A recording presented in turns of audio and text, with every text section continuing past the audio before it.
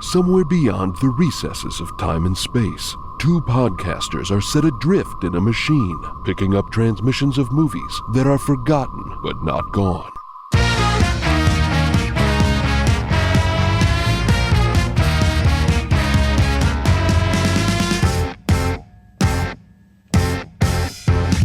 Bienvenido a Movie Memory Machine, el único podcast sobre películas olvidadas que sabe un poco de español. Yo soy your host, Landen Solano, joined always by my co-host, Truman Caps. Truman, it's good to see you. Do you speak English? Honey, he's not responding. I don't know what we're gonna do. This country, it's ridiculous. Press 1 for English. We got an episode for you. I not since 54 have I been so excited to dive into to unravel this fable with you.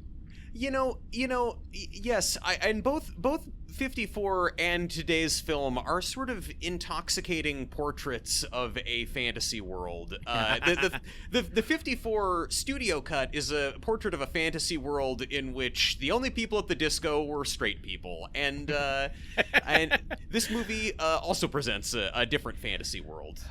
Indeed. So, well, Truman, I think we got to start this off by asking a very essential question to this film. Yes, of course. Okay. Tell me, have you ever really ever loved a woman? I'm going to say yes. And I'm not just saying that because we're recording this the day after my 7-year anniversary with my girlfriend. Wow. And it would sound like thank you. Yes, good for me. So I have really good for really both really of you. Excuse me. It's mainly good for her. She not only listens to the podcast, but she also then deals with me all the other times that she's not listening to the podcast, which is an experience known to the state of California to cause cancer and birth defects. So I would say that I have. I would say that I have also loved women in the way that, let me be careful about how I phrase this. In the way that Don Juan DeMarco, the real dude, in the way that the real dude who's pretending to be Don Juan DeMarco does, in that I have been a weird... I have been a lonely dude who has looked at women from afar and thought, like, boy, I wish I could just be the kind of guy who she'd want to be with. Oh, gee willikers. Okay, so not Don Juan, but Johnny DeMarco you've been. Yes, I have not been Don Juan, but I have been John Juan, I suppose. Whatever the bad... What is the bad one that you look at and feel kind of sorry for? That's, In my case, it's Landen Solano. Oh, now, stop it, you. Have you ever really, truly loved a woman? In the way that he describes love in this, no, because it's a fallacy. It's a trick question because that is not love. Yeah, there you go. Okay, I think that's the key. You have to recognize it's toxic infatuation. It's okay.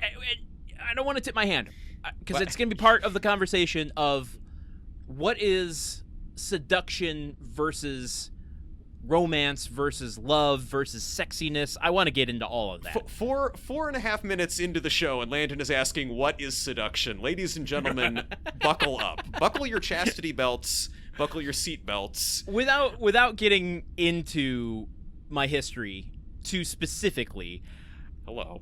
When I first got to California, I did work for the pickup artist community. Now, he worked for them, so he was not volunteering there. That's the important That's correct, note. Yes. There was a give and take. I was not employing their services, though I gleaned the techniques and stuff that they were imparting upon others.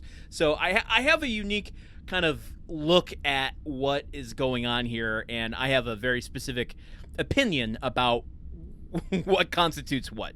Yeah, your opinion is that it's great and cool and awesome, and those guys are all still your BFFs, and you also appear on their podcasts talking about the stuff they like. Don Juan DeMarco wearing a mask would be considered peacocking. The whole time. So okay, let's just both. We've both read the game because we were both younger at one point in our lives. I was forced to read the game for work. My boss bought it for me. I was forced to read the game by being heterosexual and 20 years old. And confused, I had no choice in the matter. I was told it would help me get girls, and instead it told me to act like Don Juan DeMarco. And I thought, you know what? I take this. I do not take this book at face value.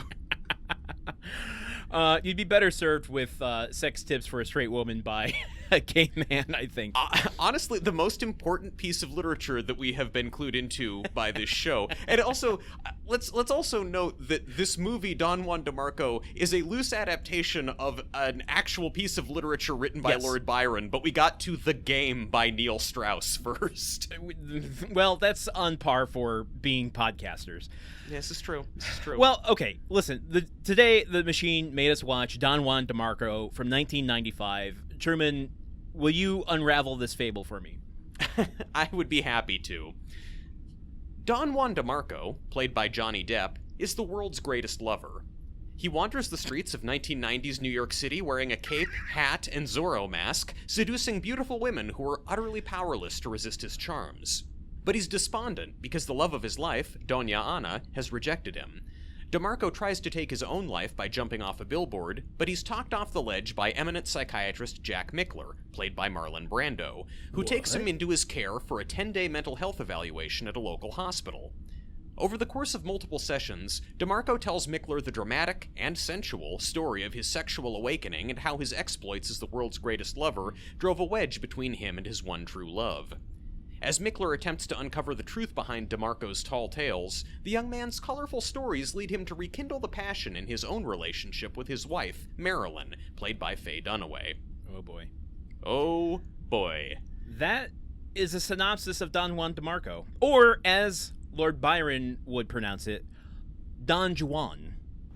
Would he pronounce it that way? He would pronounce it that way, because I don't know if you got this far in your research on Don Juan DeMarco, or not DeMarco, that's the movie. It's written in rhyme, iambic pentameter, and so he often rhymes Juan with other words that Juan, I guess, wouldn't rhyme with. I don't know why, but there you go.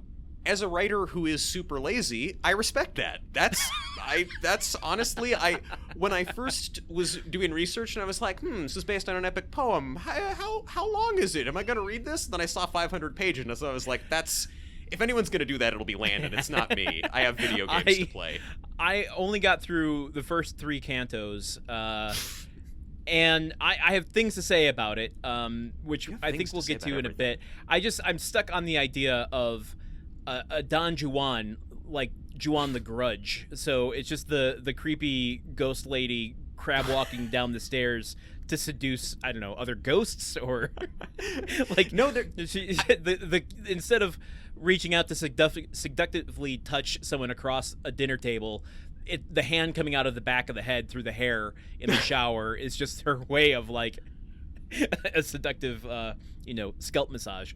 And I think that, though, makes for a more interesting story, because it's like, well, of course a really good-looking person is gonna be good at seducing people. A totally creepy, fucked-up ghost lady? I mean, that really plays into the fact that seduction is so much more than physical. It really is mental and emotional. Like, she has... There you go. Yes, she crab walks around and kills people, but she is so charming and makes you feel so seen and so heard in conversation that you can't resist.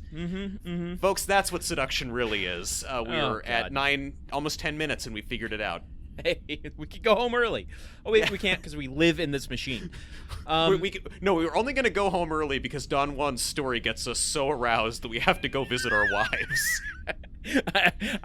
You know what, Truman? I hope you don't mind. We finish this podcast tomorrow. I have to go do something right now. Yeah, that's how therapy works. Hey, just hold on to your mental health issues. I got to go bone. Anyway. All right, this movie was written and directed by Jeremy Leven. It stars, as you said, Johnny Depp as Don Juan DeMarco, Marlon Brando, and Faye Dunaway, a few others who are worth mentioning, but we'll keep it to those 3 for now. Let's go into some specs, shall we? Because I think we're going to find some interesting things about this, particularly for me, because this was a very specific time and place. I feel like our age gap is going to come up in this episode once again. I think so, yes.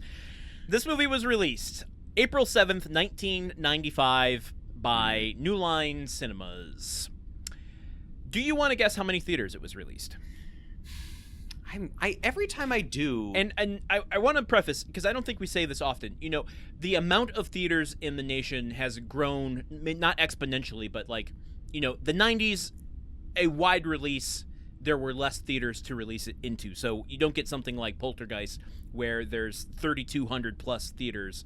This is more modest comparatively, but it's still a wide release. And also, I feel like the number of theaters in the United States is probably going to shrink in the next 10 years, so these guesses will continue to fluctuate. I don't know, this has the feel of, 1,100 screens to me? Did I nail it? Did I 1,110. 1,110? Oh my god. If we were playing Price is Right, man, you would have moved on to the showcase. I am Don Juan DeMarco. I am the world's greatest guesser of opening weekend number of screens that we're playing a movie. Then I'm gonna throw you a softball here because you came playing hardball. Here comes a softball. You want to guess what this debuted at? What this debuted at? Oh, I can guess because I already know. It's a 4, baby. 4.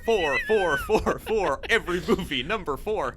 So this is interesting. I mean, I don't want to spend too much time on this now because we're going to look back at the end of the season, but clearly debuting at number 4 curses you to be forgotten. Yeah. However, what I'm interested in personally is how do you know a movie's going to be forgotten going into it? Like before it opens, how do you know if it's going to be forgotten? Yeah. You won't know that it's going to be forgotten until it debuts at number 4. Yeah, so, that's like... I need some other indicators, but I find that interesting. No, it's the there's something that the audiences can detect. They can smell it in the water, or like the way that a horse can smell fear. They can tell that enough of the movie-going public can tell that the movie is not going to be memorable, that they don't see it in the perfect numbers, that it lands at 4 and then sinks. All right, you want to hear what this movie was up against? Yes, tell me what this movie was up against. Okay. Number 1 in the box office this week is a movie that was new to the box office this week, and that was Michael Bay's Bad Boys. Oh. Prescient because the new Bad Boys is coming out, or came out by the time this episode airs.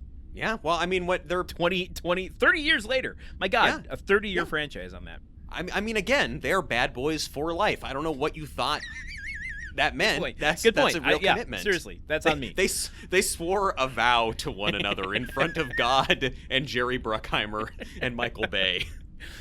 Number 2, also new this week, a Goofy movie. Oh boy, this is a big week. Yes, it gets even bigger. In light of this being an amorous film we're covering this week, and I'm putting those in air quotes. Yeah. Amorous. Yeah. A little bit of personal trivia here. The number 3 movie in the box office in its second week is Tommy Boy. Oh, the most amorous movie of all. My Very First Date.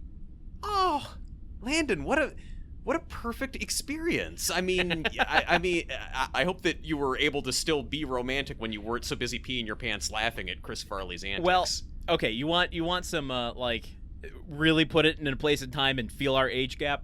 Yeah, sure, let's do it. My girlfriend at the time, Laura, brought a newspaper into class because we decided we're gonna go on our first date. She brought a newspaper into class that had the movie listings in it, and we looked at, you know, what was playing at what times. And they even had like little square ads for certain films. Yeah. And we were choosing, do we want to see Tommy Boy or do we want to see the Chuck Norris movie Top Dog? That I have never heard of Top Dog. Is Top Dog memorable? Or is the machine? No, I don't think so. Well, yeah. I don't know. I can't. I've been trying to hack the database to see what's in there, and I just can't. But I would presume, you can't, based on my own memory, that it is. So it's down to Tommy Boy and Top Dog. And did you lobby for Tommy Boy? I think I did, yeah. I don't know why. Clearly, I became a Chris Farley fanatic. I became, tying it back into this movie yet again, the way Don Juan DeMarco obsesses over the centerfold model in this movie, I had that sort of obsession with Chris Farley for about 10 years. I live in a van down by the river. Finally, it's not an Italian you're doing jokes on. Yeah, I know, at long last. Okay, finish out this top 5. Don Juan DeMarco, new this week, obviously, comes in at number 4. And just to really finish cementing the time and place, in its third week, coming in at number 5, Outbreak, starring Dustin Hoffman and a monkey. Oh, man, Outbreak. That movie, that's a movie that we're forgetting for our own good at this point. It's our natural antibodies. Don Juan DeMarco stayed in theaters for 17 weeks and dropped out of the top 10 in its fourth week. So in its second week, it dropped to 6. In its third week, dropped to 7. In its fourth week, dropped to 9. And then after that, in its fourth week, just was out of there. It just dried up and blew away. This had an estimated budget of $25 million. It made domestically just under 22. Oh. And internationally made just over $46.6 million for a total of $68.8 million. Europe, you continent of horny pervs. You saw this movie and you knew what you wanted. Just okay. A continent of Marlon Brandos. they're all getting fed their lines by an earpiece. They're all lying in a bed full of popcorn. You know what jacked up the income on that one is all the Spaniards going to see the movie and halfway through going, this finishes tomorrow, I gotta go do something, and then coming back the next day and buying a ticket again. They also don't even start watching movies until like 9 or 10 o'clock over in Spain. It's a completely different world culturally. All right, so we're talking a little bit about our age difference here. Where was this on your radar when it came out, or since? Have you seen it before? Tell me Truman Caps' Don Juan DeMarco experience. That is my favorite carnival attraction. Truman Caps presents the world's greatest lover. So this movie was not on my radar at all when it came out in 1994. I was a wee little lad, but in the early 2000s, when Johnny Depp was kind of having his Deppessence post Pirates of the Caribbean, and my family were early adopters of Netflix, my parents were making an active study of Johnny Depp's movies. So we got Edward Scissorhands, we got Benny and June, we got Gilbert Grape. We were watching them and appreciating him. And I remember my parents talking a lot about, like, oh, and then we'll watch Don Juan DeMarco. Oh, yeah, I never saw Don Juan DeMarco. He's in Don Juan DeMarco. And as a kid, I'm thinking, like, oh, so Johnny Depp is in a movie about a guy named Don and a lady named Wanda and then a guy named Marco. Okay, cool. And it's a movie about 3 people. And then they got it from Netflix, and I remember them, because we'd watch these movies together, and I remember, I think it was my mom came to me and kind of before watching the movie and said, so this movie has a lot of sex stuff in it. Are you sure you want to watch this with us? And I said, you know what, Mom, I think I'm going to spend the night writing Perfect Dark fan fiction instead. Your own, dalliance with erotica.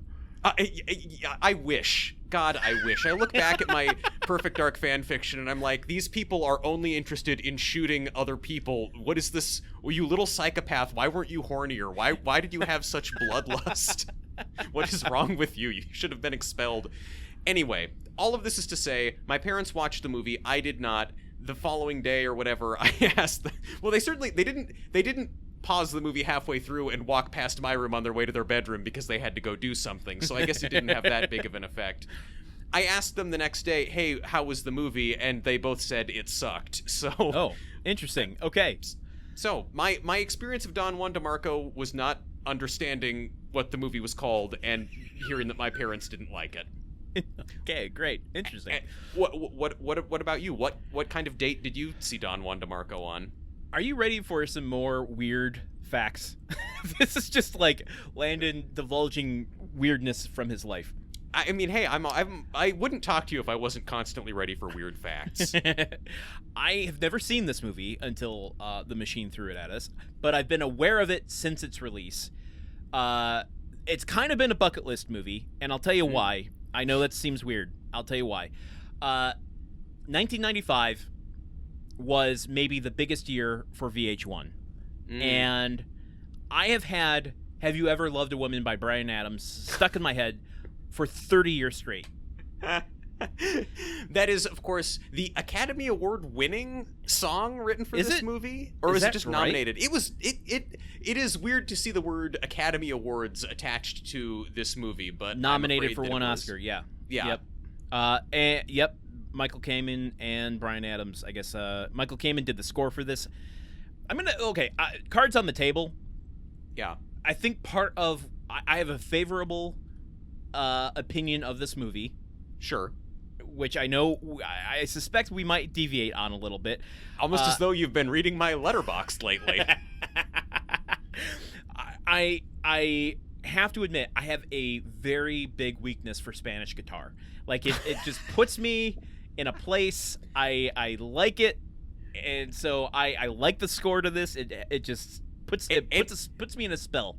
Any would-be Don Juans listening to the podcast, if you're trying to seduce Landen, you've just found just found one of the keys to his heart. Okay, more keys will be hidden throughout the episode. Collect all 6 to win. Here's a weird. Here's the weird trivia. We weren't even at the weird trivia. We hadn't even got there yet. We haven't even got to the weird trivia part.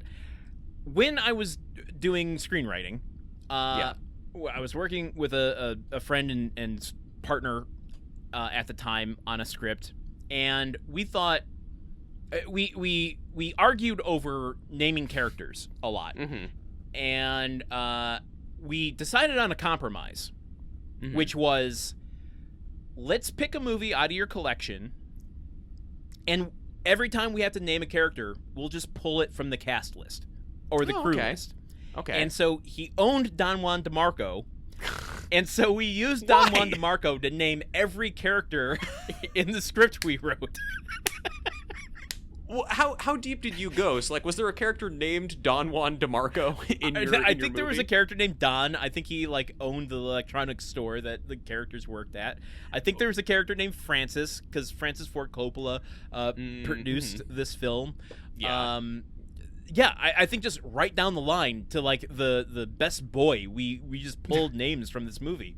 I'm gonna start doing that. That's really clever and funny. So this movie inspired you. This movie had its a movie hooks that in your I have heart. never seen. Yes. Wow.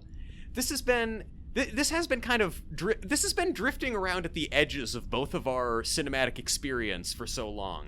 Well, and I feel like I'm going to cue you up for one more thing that I know you want to talk about. Oh, as if you don't. As if you don't, Landon.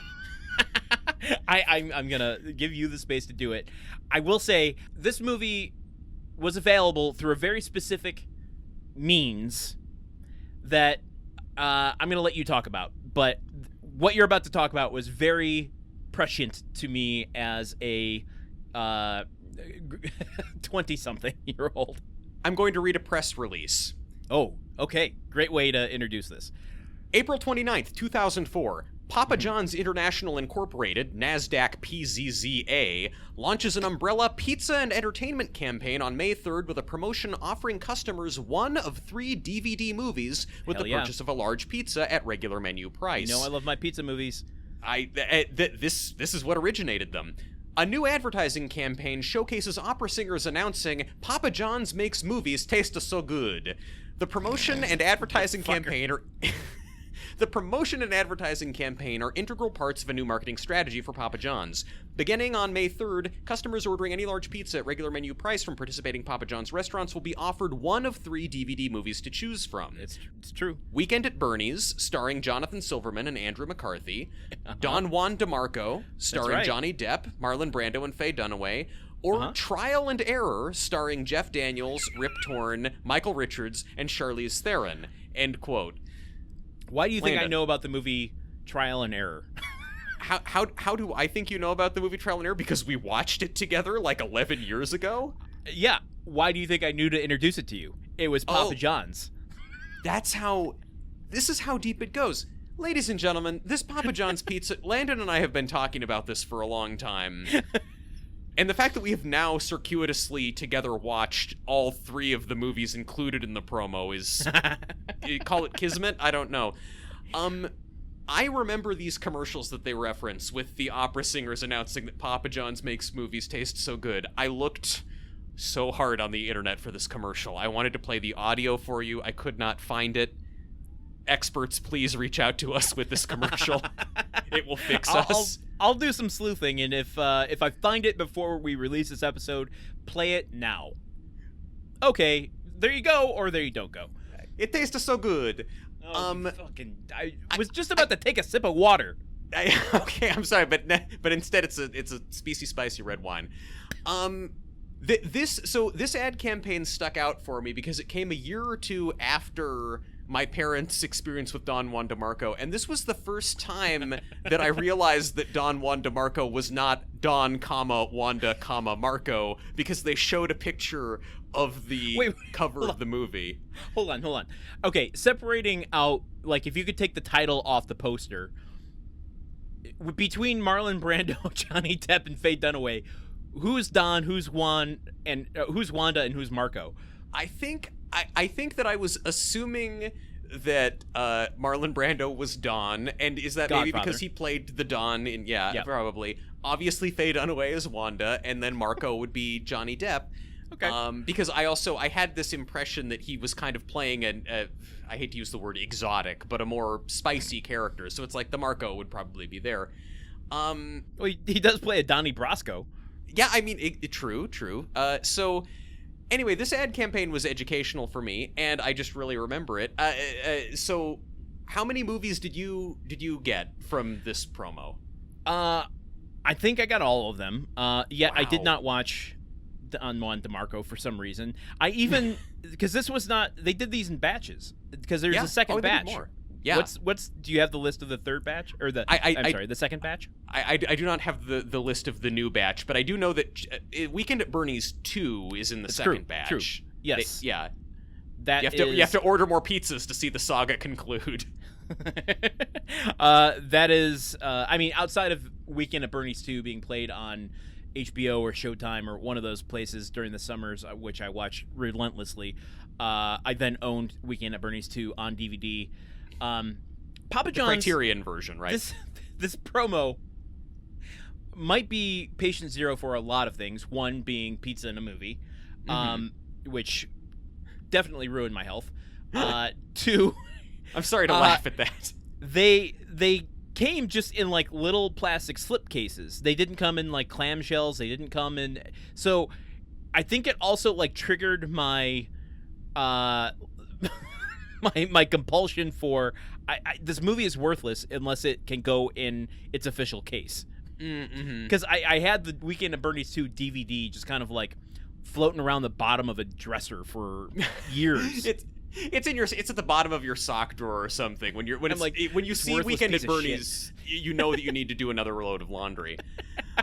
Knowing that about your experience with the Papa John's pizza movie promotion and its effects on your health makes this quote from Gary Langstaff, Chief Marketing Officer at Papa John's, all the more ominous. No. We believe our signature 14-inch pizza with our better ingredients delivered together with entertainment will provide our customers a unique experience. True.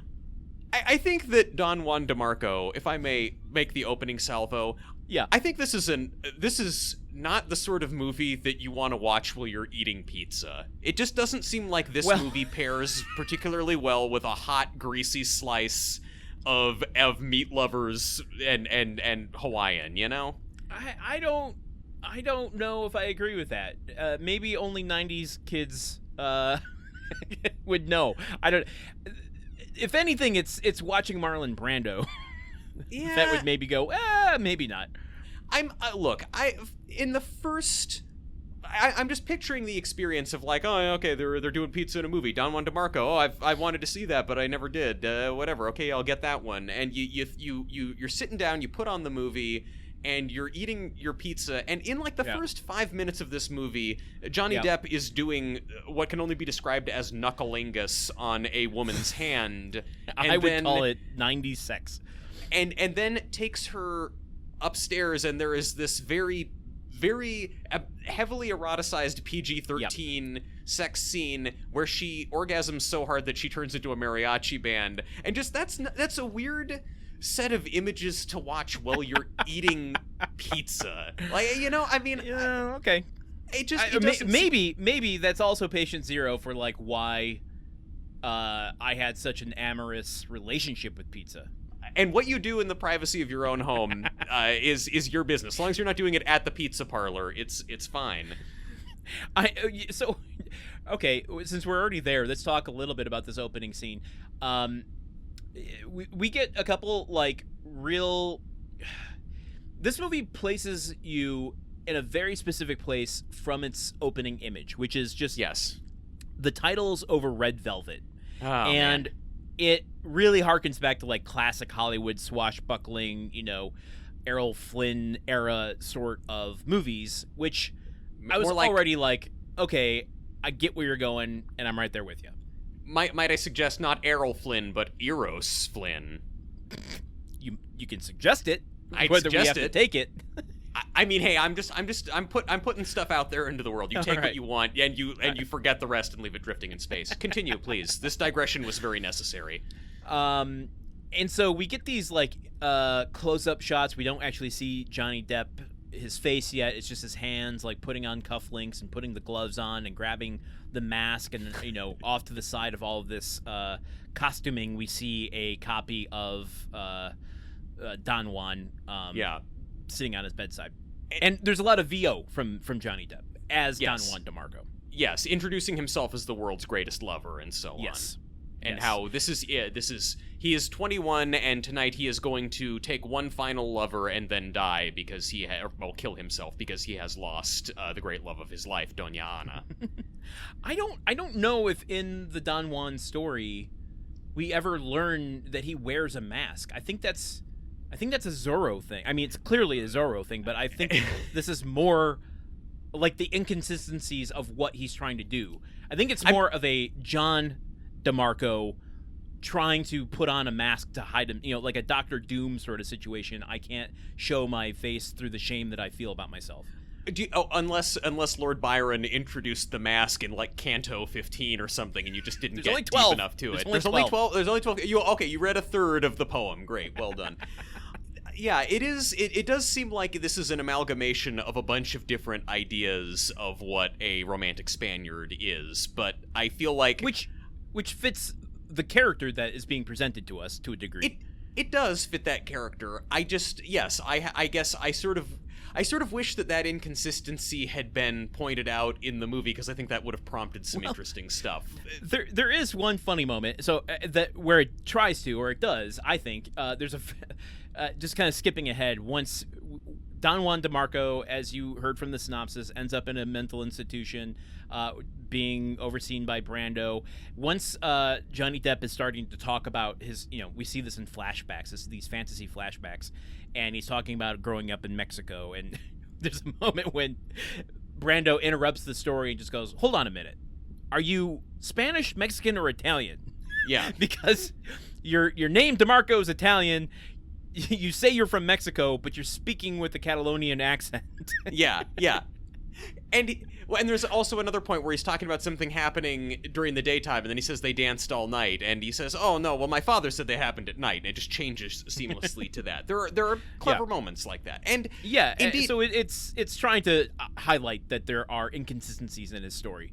Sure, and I think also, to give credit where credit's due, at the beginning of the movie, you know, we see these close-ups of him like putting on the mask, and it's just this desk where there's the copy of the book, and he's speaking in this Spanish accent with the guitar, and for a second I'm thinking like, wait, is this movie like set in old times? What is this? And then the next shot, I got led into the exact trap the filmmakers were trying to. God bless them. The next shot is caped, behatted, bemasked, Zorro-looking Johnny Depp walking down the streets of New York, and it's like, okay, you got me. That's good. I like you, movie. But yes, I want to, and that's just he meets a woman at he walks up to a woman sitting alone at a restaurant, seduces her, makes love to her, and then it's like, now I will die, tries to jump off a billboard and is stopped by Marlon Brando. There's things I want to earmark here.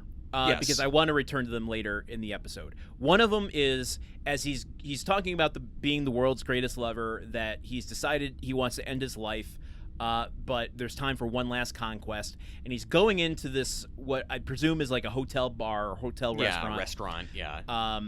And the doorman opens the door for him, and the doorman seems to know his shtick. And I want to come back to that. We need to get some necessary context in here for what's going on, but of course, that puts a wrench in my understanding of this movie. Yes, the doorman opens the door for him and bows his head to him, and also when he is walking down the street, a group of people seated at a sidewalk cafe see him and begin to applaud. Those are just two key facts. Which would be different if this was like Hollywood Boulevard, like he would blend in a little bit more. And... No, if this was Hollywood Boulevard, people would ignore him extra hard. It's like, oh, another one of you fucking costumed freaks. Ugh, get away from me. That's the reality. We're talking about the fantasy here. Mm-hmm, sure. But I want to just mention the woman that he seduces at this table. Like, okay, first of all, he just walks up to her, and like, he is pulling stuff directly from the pickup artist community. You go up, you cold open, you say something, you sit down before they can protest, and say, I'm only going to be here for a minute. I won't take up your time. You make your play. You do some keno, which you called would you call it knuckle fucking? I called it knucklelingus because he's describing how her index and middle finger are like her legs and so on and so forth. There you go. Where you do some touching in some erogenous zones that aren't too egregious. And what he does is you make your play. It's a little egregious. What he's doing in the movie cannot be mistaken for like, oops, I just touched your arm. So is all of the pickup artist stuff. So I'm not advocating for it. I'm just saying what the community at one time. I don't know. I've been out of touch with it. Thank God for so long. But you don't want to malign the pickup artist community. If in the past few years they've gotten really cool and nice and awesome. Oh, the pickup artist community donated $1 million to Planned Parenthood. Good for them. I hate making blanket statements about anyone. I'm sure there's someone out there going, you know what? Teaching people how to have conversations with other people is a good thing, and we could do that in a responsible way. Doing the mystery thing, wearing goggles to peacock and get people's attention, that's bullshit. Yeah, I'm gonna say that if you identify as a pickup artist and you're offended by anything I'm saying, good, fuck you. Meet girls in a normal way, you dork. Okay, go on. This woman that he picks up, did you recognize her? I know that's not as a criticism, just a little difficult for you sometimes. Say it. Say it. I'm face blind. No, I'm wig blind. I'm face blind. I don't know any of these things. No, I did not recognize her. Where was she from? She is from the movie Groundhog Day. She's the one that Bill Murray picks up before going with Andy McDowell. What, she's just like, is she just one of the, like, she's just a person in town, and it's when he's exploring, like, I can do anything I want. So she had a real run in the early 90s of being just kind of picked up and cast aside by leading men in movies. Oh, interesting. Okay, and then I also wanted to just talk about, and we're spending way too much time on this, I wanted to talk about the sex scene here, because it felt so... I haven't seen a 90s sex scene in so long that it's just this weird... It kind of reminds me of, like, 90s chocolate commercials, where it's just kind of waves of liquid cocoa, and you're like, is that a back? Is that a butt? Is that... there's a hand coming in. Are they grabbing inside the butt? Nope, that's a back. That's a shoulder blade. What am I looking at exactly? I wrote at some point that so much of this movie looks like a shampoo commercial from the 90s that were just erotic enough that you know what they're getting at, but not so much that you'd get any idea, or that you'd get any actionable ideas. Excuse me, shampoo commercial. Can we pick this up tomorrow? I have to go do something real quick. I have to go wash my hair right now. Yeah, it's no, but it is very it's very just sensuous, kind of like the sort of vibe that The Room is trying to recreate 9 years later. Oh my God, yes. So I want to just pick your brain real quick, because this is the sort of thing that I feel like is part of the debate about current movies being so sexless. Yeah. I mean, this isn't... How do you feel about this sex scene? It doesn't feel exploitative outside of just the weird dynamic of his character, but... It doesn't feel exploitative while acknowledging at the same time this is an absolutely fucked up thing to just walk into a restaurant and start behaving this way. Don't do that, please. That's our official take. I mean, it's I mean, it feels very 90s, and it feels I don't know, like, I don't find it to be cringe necessarily. Yeah, me either. It's a very I guess there's something about a movie just starting with this and throwing you right, like, this is like the first 5 minutes of the movie. This is the movie's thesis statement for what it's doing, showing you a very a very as steamy as you can get while maintaining a marketable rating. It's suggestive. Yes, it's... Now, I haven't watched, like, Euphoria, but I feel like the inclination of stuff like that is, like, let's take a wider out view and just show the reality of what's happening, usually, you know, for dramatic and traumatic purposes, but things aren't kind of romanticized and glorified, and I was having a hard time going, am I just really starting to feel my age, where I'm like, oh, remember those sorts of scenes, those sorts of movies? Remember, this is just horny Andy Rooney just going like, you know how movies used to have a certain kind of sex scene in them? Whatever happened to that? I'm sorry, I have to leave this segment early and go do something. Yeah, it has a music video-ish feel to it that I think that, I don't know, I have not watched Euphoria either, so we're probably the worst people to... I would say that, I don't know, it's like, if you're getting a sex scene in something today, I think of Game of Thrones or stuff that it is just direct. It is, A, I think more naturalistically filmed, and B, it's fairly explicit in terms of just nudity and things like that. So this to be something that is so soft focus and so just the showable parts of the lady writhing and twisting, and then her cutting from her orgasming to the mariachi guy singing and the music and everything. I have to comment on this, and I'm only gonna mention this one time. It's a mariachi woman. Oh, that woman. Good for her. Yes, that's Selena. That's Selena. I forgot. In her only film role, and she died very shortly after this.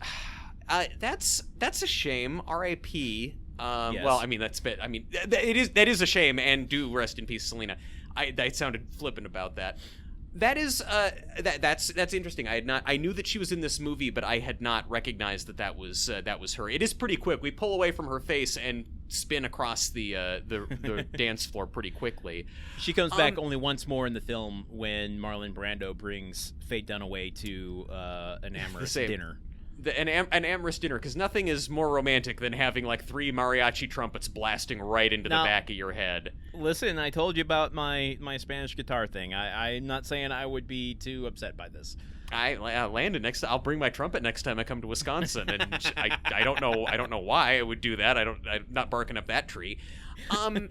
It's just to see basically to see a movie start this way is like, okay, this movie made today would have loads of nudity in it and be very much, it would have a much more Game of Thrones or a much more Euphoria type look at it, but less sex and less sexiness. I feel like that's the argument about today's films, right? Like we've lost the sensualness of, or we don't engage with the sensualness. I shouldn't say lost as if it's something we should regain. I don't know. I think also part of that argument that we are both sort of butchering and grasping at in the dark here, much like Marlon Brando and Faye Dunaway do, is that is that movies are they're either super like all the way full on nudity, sex, everything, or they are something like a Marvel movie or a lot of big blockbusters that are completely devoid of amorous intent at all, to the point that it's like, there was some Marvel movie, I don't know if it was Eternals or whatever, it was like, this is the first Marvel movie with a sex scene in it, and it's like, what, like, there used to be a middle ground where a movie like the original Poltergeist could have these sort of random weird horny scenes in it where like mom and dad are in the bedroom smoking a joint and fooling around with each other. So I think you rewrote that scene in your head, but I'm not going to probe that very deep. I mean, listen, I wrote Perfect Dark fan fiction as a boy, but as a man, I write original Poltergeist fan fiction. Last thing I want to comment on about this scene is he meets her at the dinner table while she's waiting for her date, her husband, her boyfriend, I don't know. He seduces her, takes her up to a hotel room. They do it. They go back to the table. He bids her adieu, and then her boyfriend, husband, whatever, comes and greets her. Did this mind-blowing sex happen in 5 minutes? I mean, the world's greatest lover is very efficient. He gets the world's most efficient lover and the world's greatest lover are two very different things. Hello, I am Jarl Don DeMarco from Germany. I am the world's most efficient lover. That's not even remotely what the accent is. You know what? You're taking shots at your own people, and I'm okay with that. Finally, Italians rejoice. Okay, so then let's hit the ground running 50 minutes into this film. This is his last conquest. It's just some rando in a hotel bar before he decides to kill himself. He goes outside of the hotel. Does he travel? I'm not 100% sure on the geolocation of this whole thing, but goes on top of a billboard, and he's pacing back and forth, requesting that a specific I can't remember the name of the guy. It's not a Don Octavio, because that's who Marlon Brando is, but well, he pretends to be. Yeah, he's another like, fantasy Don character. He's waiting for him to come so that they can swashbuckle, and he can die heroically by the hand of a nemesis. Yes, and instead the police have Marlon Brando come out. Marlon Brando's character is named Jack Mickler. We're calling him Marlon Brando. I'm calling him Brando. Yeah, because he's playing Marlon Brando in this role. 100% is.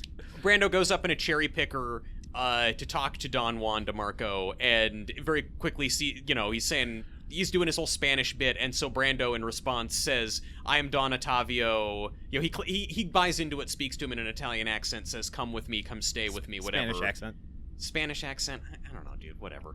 And they... I mean, we got a lot of stuff to get through. If you're going to correct me, like, Don Juan doesn't know what accent he's doing. I don't know why I'm supposed to, like, play with his stupid internal logic. My core cynicism about the movie coming through. It gets in the cherry picker with Brando. And they institutionalize him at the hospital. And as synopsized, he tells him his life story over the course of several sessions. So let me ask you, what is your general opinion about Brando? My general opinion about Brando... Okay, I'm going to qualify this by saying that I have not seen as many black and white movies as you have. So I have not seen On the Waterfront, okay? I have not seen Streetcar Named Desire, okay? I haven't. I've seen Godfather, Godfather 2, Apocalypse Now, and then also this movie. So I will say my general opinion of Brando is... Interesting. Okay.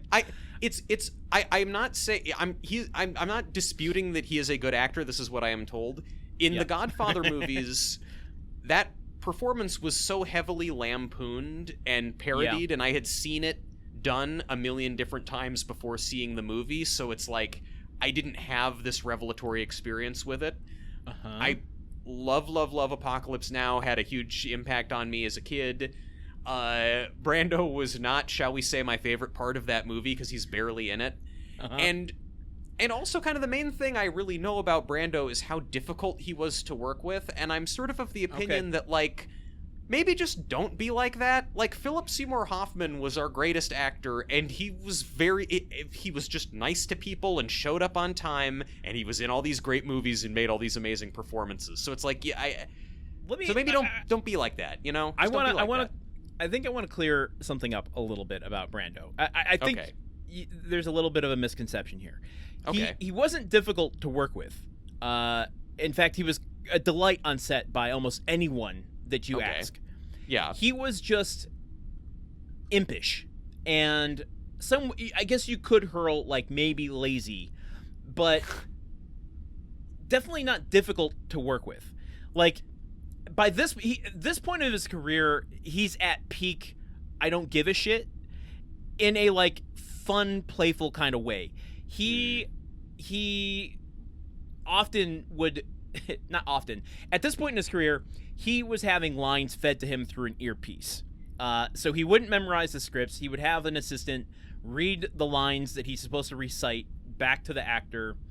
And what I find kind of interesting about this, it is kind of like, can make a little bit of consideration for the other people in the scene with you.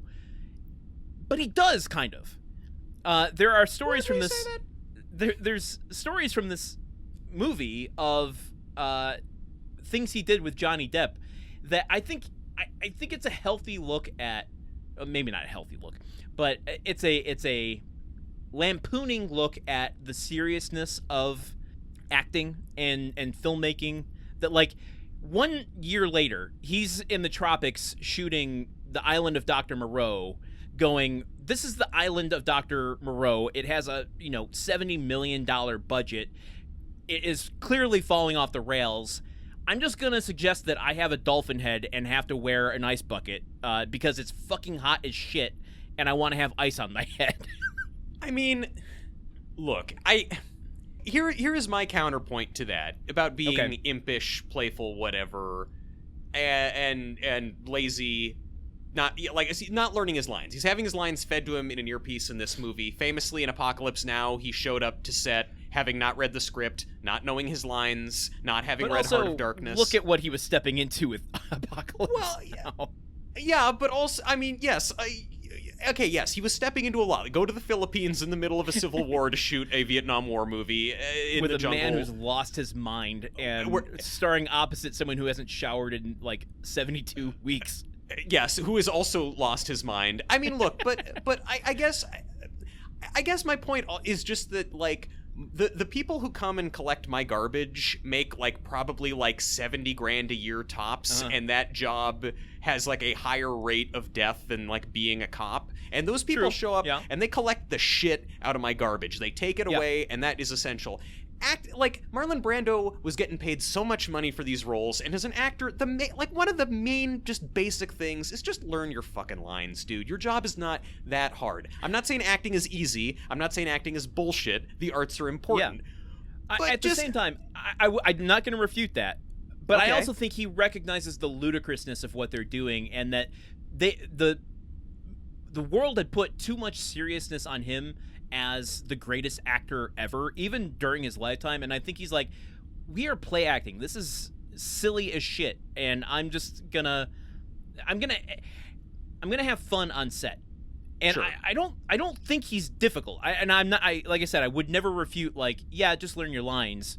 That seems to be, a pretty basic thing to do, but he's not doing it out of spite for filmmakers or for his or to be difficult. I think he's just like, let's not take ourselves too seriously here. Okay, sure. He's not his intent may be to not be difficult, but by not doing basic preparation for his job, he is being difficult. The downstream effect of that is difficulty for everybody else. That. I mean, if it gets the job done, if it gets the director what they want, I think he puts in a passable, whimsical performance here while having every line read to him through an earpiece.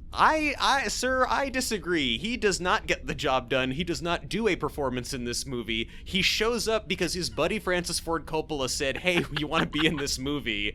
And so he is there, and he likes Faye Dunaway, and it seems like he's having a fun time hanging out with her for the day and a half that she was shooting on this movie. Apparently him and Johnny Depp got along famously. In fact, I have a theory that Johnny Depp's weirdness maybe started with his friendship with Marlon Brando. Okay, so much as at the end of the movie, Marlon Brando says in voiceover that Don Juan's romanticism is contagious, so too is Marlon Brando's weirdness contagious, and yes. That's why Johnny Depp ended up where he is. Let's wrap up just talking about Brando, because I wanted to just touch on where this falls in his storied career. Sure. Not going. Has he been in some other movies? He's been in a few movies. He's an icon. I mean, he's literally called the greatest actor of all time. And yes, I agree with you. That is debatable. You ask actors though, and they break down like how you do acting, and you can see how most of it starts with him. Yeah, and if we can't trust actors, then who can we trust? So, okay, Icon, he was in The Wild One, he was on The Waterfront, The Godfather, Superman, Apocalypse Now. What's interesting is that after Apocalypse Now in 1979, he essentially goes underground. Like, this is only his 5th film after Apocalypse Now. So, 15 years, 5 films in 15 years. That's not much. And then he only does 4 more films after this before he dies. And he still didn't learn his lines. It's not even like he was doing that many movies. You had years. Okay, all right. Yeah, we'll continue to debate Brando throughout this episode, I feel like. But let's go Brando. I find it interesting that, like, if you're only going to do 9 more films in your life after, over the span of 25 years, why do you choose Don Juan DeMarco? Why? It's not a big paycheck. It's a $25 million movie. Yeah, I mean, but probably the biggest line item on that budget is Brando's paycheck. It's very intense batteries, and also he needed an ice bucket to sit on his head because that was part of the work that he did for this character. That's part of the business of his characters. He also has a dolphin head. You can see the earpiece multiple times in this film, particularly in this opening scene when he's like grasping onto Don Juan, to Johnny Depp, to pull him into the bucket of the picker. But sure, yeah, you can see the earpiece in several scenes, and also there are several scenes where someone is talking to him where you can see that Brando did not want to do his coverage for that, and they just have a look-alike shot from behind to sit there so they can get over-the-shoulder shots. I'm not gonna point fingers at your wig blindness. I think there are many scenes where it's actually him in the scene with the person. Okay. From behind. That. There are a handful of scenes where Johnny Depp isn't in the scene. Yeah, I don't know. I feel like the way that a lot of these conversations with the other doctors are edited suggests to me that he gave them one take of the audio, and it's like, fair. Okay, we're just going to cut to a close-up of this guy, and a close-up of this guy, and a close-up of this guy, and another close-up of this guy, Brando, and another close-up. Yeah. So that's fair. That's astute. Yeah, that's probably the case. I am astute. I take that compliment. Let's get back into this film. So we're now into the mental institution. We are now into the mental institution. They sit down. Who's they? Who is they? They is Brando and DeMarco, and it's basically, we're gonna, DeMarco says, let me tell you my life story, and then at the end of this 10 days, after telling you my story, I will let you medicate me. I will let you give me drugs to make me be normal, basically. Okay. Like, if you are not convinced that I am Don Juan DeMarco by the end of my story, I will consent to be treated. And it's important to Brando to not involuntarily hospitalize this guy or medicate him against his will. So important to mention also that leading into that, we get a brief scene of him and the other hospital staff and the hospital boss, the warden, I know what you would call him. The director of the hospital, whatever. Yeah, this very nice state mental hospital. This gorgeous, airy Betty Ford clinic-ass state mental hospital. Forget everything you learned in One Flew Over the Cuckoo's Nest. It gives a new meaning to titty cut follies. I'm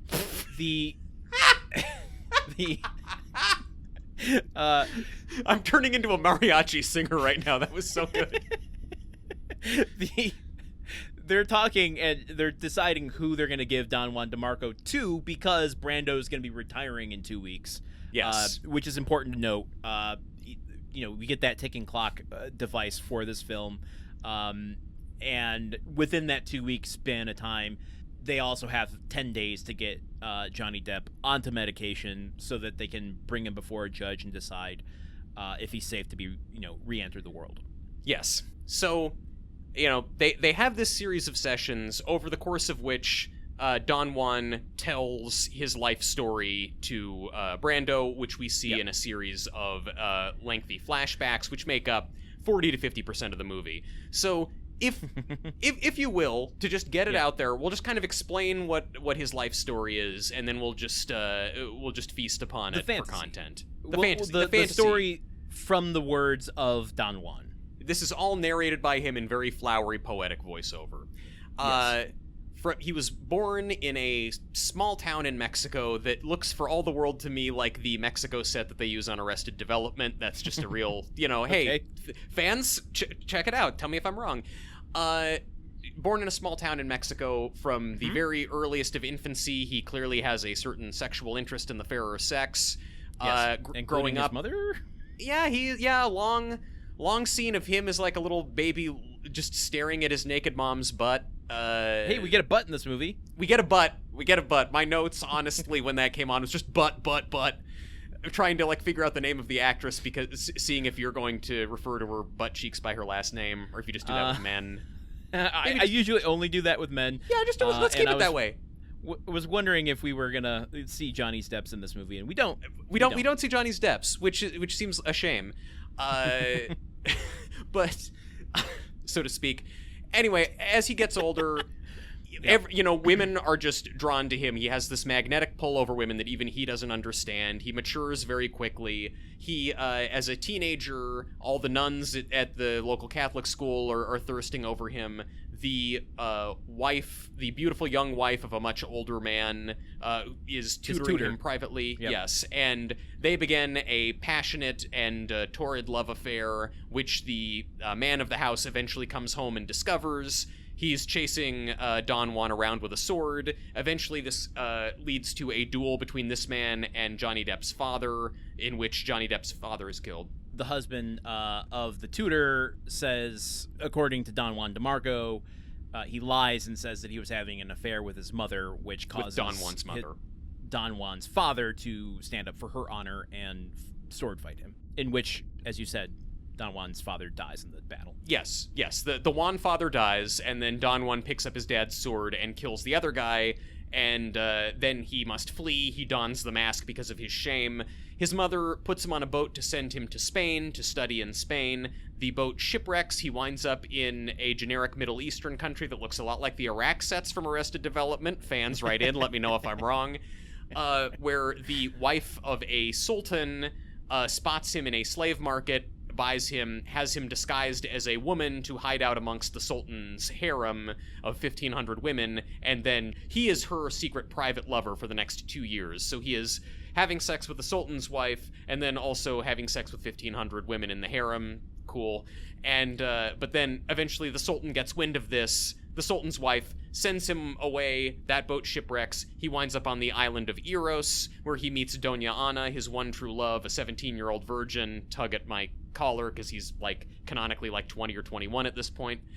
They fall immediately in love and have a very passionate love affair. Then she finds out that he's been with 1,502 women, and just kind of slut shames him over that and leaves him. And then that is basically where his story ends. He's like, that, after that happened, then I went to throw myself off of a billboard. That is the story of Don Juan DeMarco.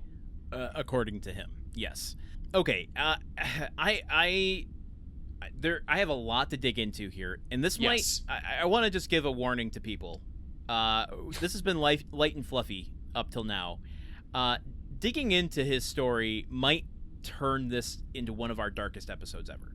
Oh, wow, okay. I wish I'd had some heads up about this. Well, folks, I was having a great time. I wanted to just chat with my buddy Landen about a weird, horny movie we watched, but okay.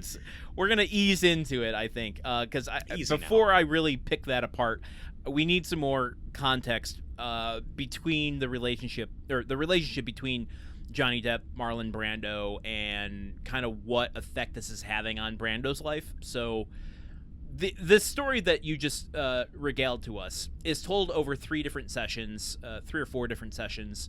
And after each one, it kind of chips away at the mindset of where Brando is in his life right now. He's getting ready to retire, start making him question retirement kind of feels like death, and I don't want to retire from life. How do I reclaim the passion? And, that is also, seen through his relationship with his wife. Yeah, and also you're watching Brando also thinking like, I'm ready to retire from being in this movie. I'm ready to finish my scene for the day. How much faster can we do this? No, I don't think we need another one.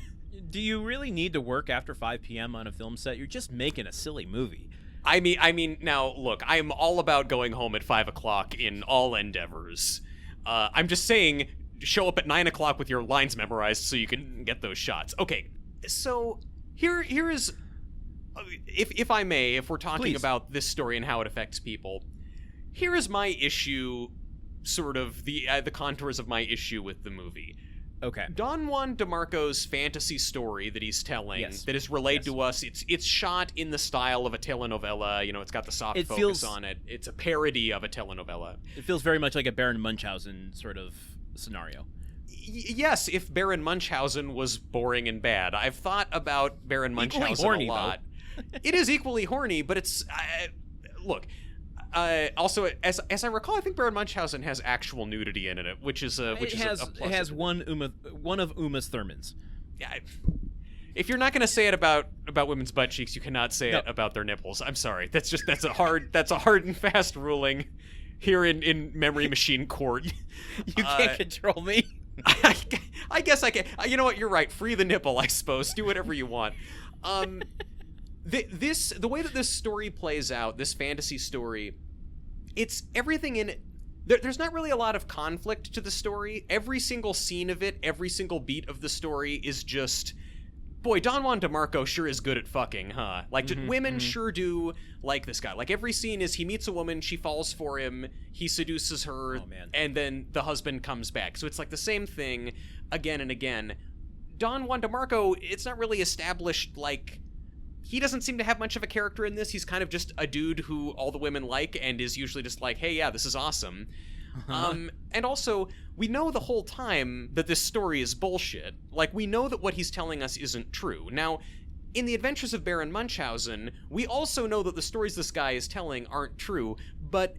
you know, through the wizardry of Terry Gilliam's directing and the set design and everything, it's really fun, really outlandish, really over the top, and all of those stories are not just about him having sex. It's, you know, him flying around on a cannonball. It's like him dancing with the man in the moon's wife and flying up through the sky. Like, it looks cool and interesting. There is a sword fight with a sultan in that, though. There is a sword fight with a sultan, and Sting almost dies. Sting is in it. I should also... Yeah, I don't think Sting has in that movie. Sting has a cameo in it as a guy who the Sultan is about to behead, and he then either does or does not. Right. Okay. Yes. And I'll also just say, like, reportedly Terry Gilliam is not a super cool dude, and that set was not super safe for the child actors in it. So I'm not saying that is something we need to emulate. I'm just saying that movie makes listening to the tale of a bullshit artist fun, because it's like, I know this is bullshit, but it looks really cool. Here, we're just seeing the same thing over and over and over again, all shot with kind of all of the verve and budget of a Wishbone episode.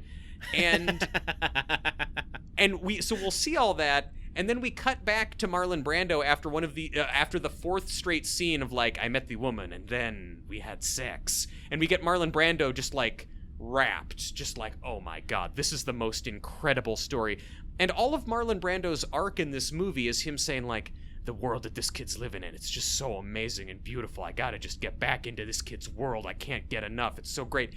But it's really not. It's just a series of stories about him having sex, which are all pretty directly cribbed from a famous book.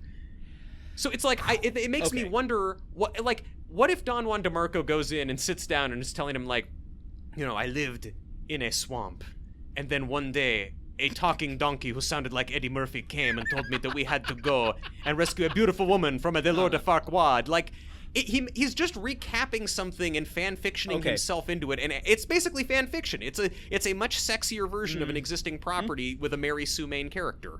I'm gonna have to chime in here. Okay. I was talking for 5 straight minutes. You were welcome to chime in. And I was afraid of interrupting you. And I got... Okay, listen. After our Hope Springs episode, I realized it's important to lay our cards on the table and be very open and honest with one another. I'm a little nervous to regale my interpretation of this movie, for fear that you're going to give me the squinty, I don't know about that you gave me with the Ed Burns conversation. Okay. Listen, hey, man, this is a safe space. Okay, I will not be squinty, and also, we know a lot of stuff about Johnny Depp that makes me inclined to not defend him at this point, so... I'm not even going to get into that nonsense. Okay, I'm not quite ready to go into peeling back the layers. I will just say that, yes, what you just described is what happens in this movie. Yes. I think there is another story happening that isn't as obvious, and we never get explicit answers about. But I'm ready to, in a little bit here, I'm ready to peel it back point by point, looking at evidence and really showing what this movie is trying to do, or, well, what I think this movie's trying to do. Yeah.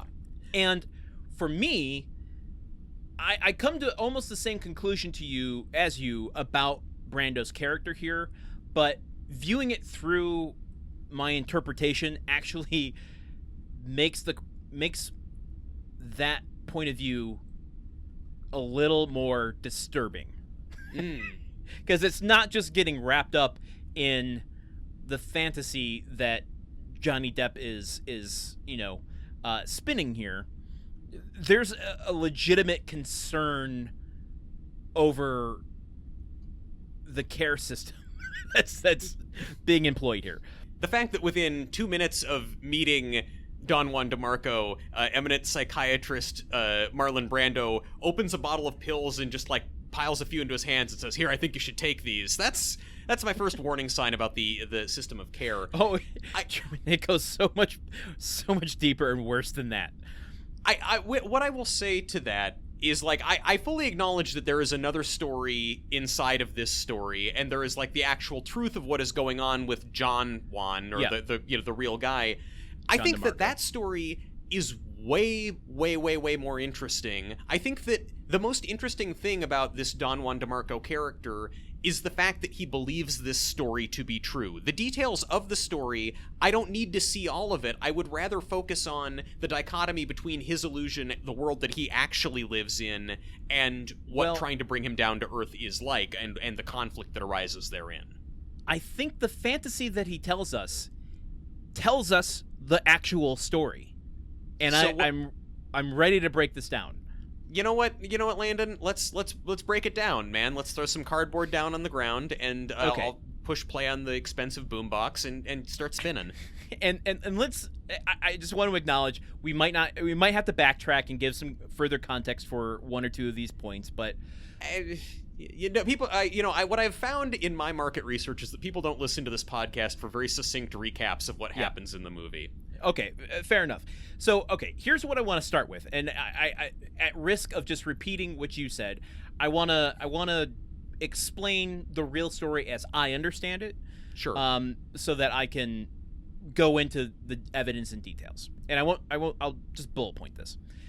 Johnny Depp, Don Juan DeMarco, has concocted a fantasy to separate himself from the harsh reality that he can't accept. Mm-hmm.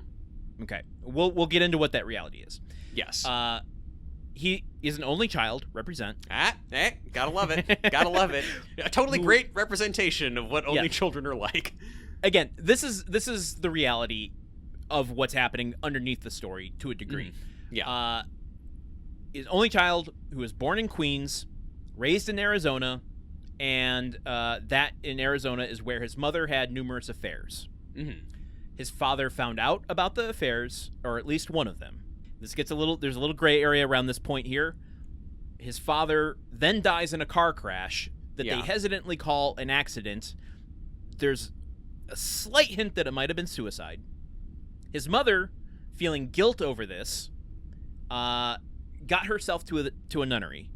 Yeah, get yourself to a nunnery. Becomes a nun. She sends Johnny Depp to live with his grandmother in Queens, where he finds a centerfold of a masked model, and he becomes obsessed. Yes. Because of her mask, he sought out Don Juan and assumed the false identity of Don Juan in Yeah. order to, the greatest lover, in order to impress her. Yeah. He tried and tried to get a hold of her through the magazine, until a temp took pity on him, gave him the model's number. Yes. He calls the model. The model says, "You're a creep. I don't ever want to hear from you again," and hangs up on him. And then he decides he's going to end his life by jumping off of a billboard. Yes. Just a little side note, the billboard at the beginning of the film that he's going to jump off of has the face of the model that he's obsessed with on it. How many pinup models have like huge billboards in major cities? Like, was that a 90s thing? Maybe she was, stepping up in her career, going from centerfolds to like perfume ads. But she still keeps the mask. The mask is still part of the thing. It's part and parcel of the package. Yeah. It was the 90s. Everyone was getting into swing dancing. They were getting into wearing masks but being naked otherwise. I also just want to quickly say, the temp at the magazine who gave the deranged obsessive fan the model's phone number, true villain of this movie. Dude, what are you doing? Guys must call that magazine all the time asking for the girls' numbers. You're much like Marlon Brando just needs to learn his lines. If you're a temp at a porn magazine, don't give the models numbers to random dudes. I just want to, here's my little tangent about this. When did we lose, oh god, this is old man yelling at a cloud or getting off of, when did we lose like people on top of something? Like, he's on top of a billboard going to jump, and I feel like the 90s had a whole bunch of like people on buildings, people on ledges, like they're gonna jump. Now it's like, if someone is in that sort of situation, it's on a cliff overlooking a chasm as the universe is ripping itself apart. Like, give me just like a billboard that someone's going to jump off of. There's something just quaint about it that I'm like, oh, there's an actual stunt person on top of that billboard. Okay, this is true. Yeah, this is true. So it's not so much about like we need more depictions of suicide in media. It's like less person staring at a green screen chasm full of little foam cubes that can jump into, more stuntman standing on an actual physical ledge. Exactly. This I can get behind. It is law. Okay, fantastic. Okay, recap. Johnny Depp, we tragic life. So much. Yeah. Obsessive over this girl. She says, no, thank you. He wants to kill himself. Okay, great. So he's got this Don Juan fantasy, and he regales us. And I think that is basically the reality. I think there's a little bit more to it that the fantasy ekes out. Okay. And here, I'm going to go point by point through some evidence. And rather than claiming this is what's happening, I guess I'm going to put it out there as kind of a question, and you tell me the validity of it, okay? Okay, but I won't use my Ed Burns skeptic voice when you say it. Okay, thank you. I appreciate it. Yes, Dr. Feld a little taught us gun this. shy. Yeah. Okay, so he mentions that he grew up in a small village without much technology. Yeah. I think that this could mean that he is coming from an underserved neighborhood. Sure. Okay, that's easy. That's an easy enough connection. Yeah, to make, sure. right? Okay, yeah, I'll buy that. Okay. He talks about his dad teaching him how to sword fight. Yeah. This might be an indication that it was a not great home life. There might have been a little violent. Okay. You turn the tragic, the tragedy into fantasy. Yeah. What does home violence look like? It's not fighting with my dad. It's my dad teaching me how to be a man through, violence. Yeah. Yeah.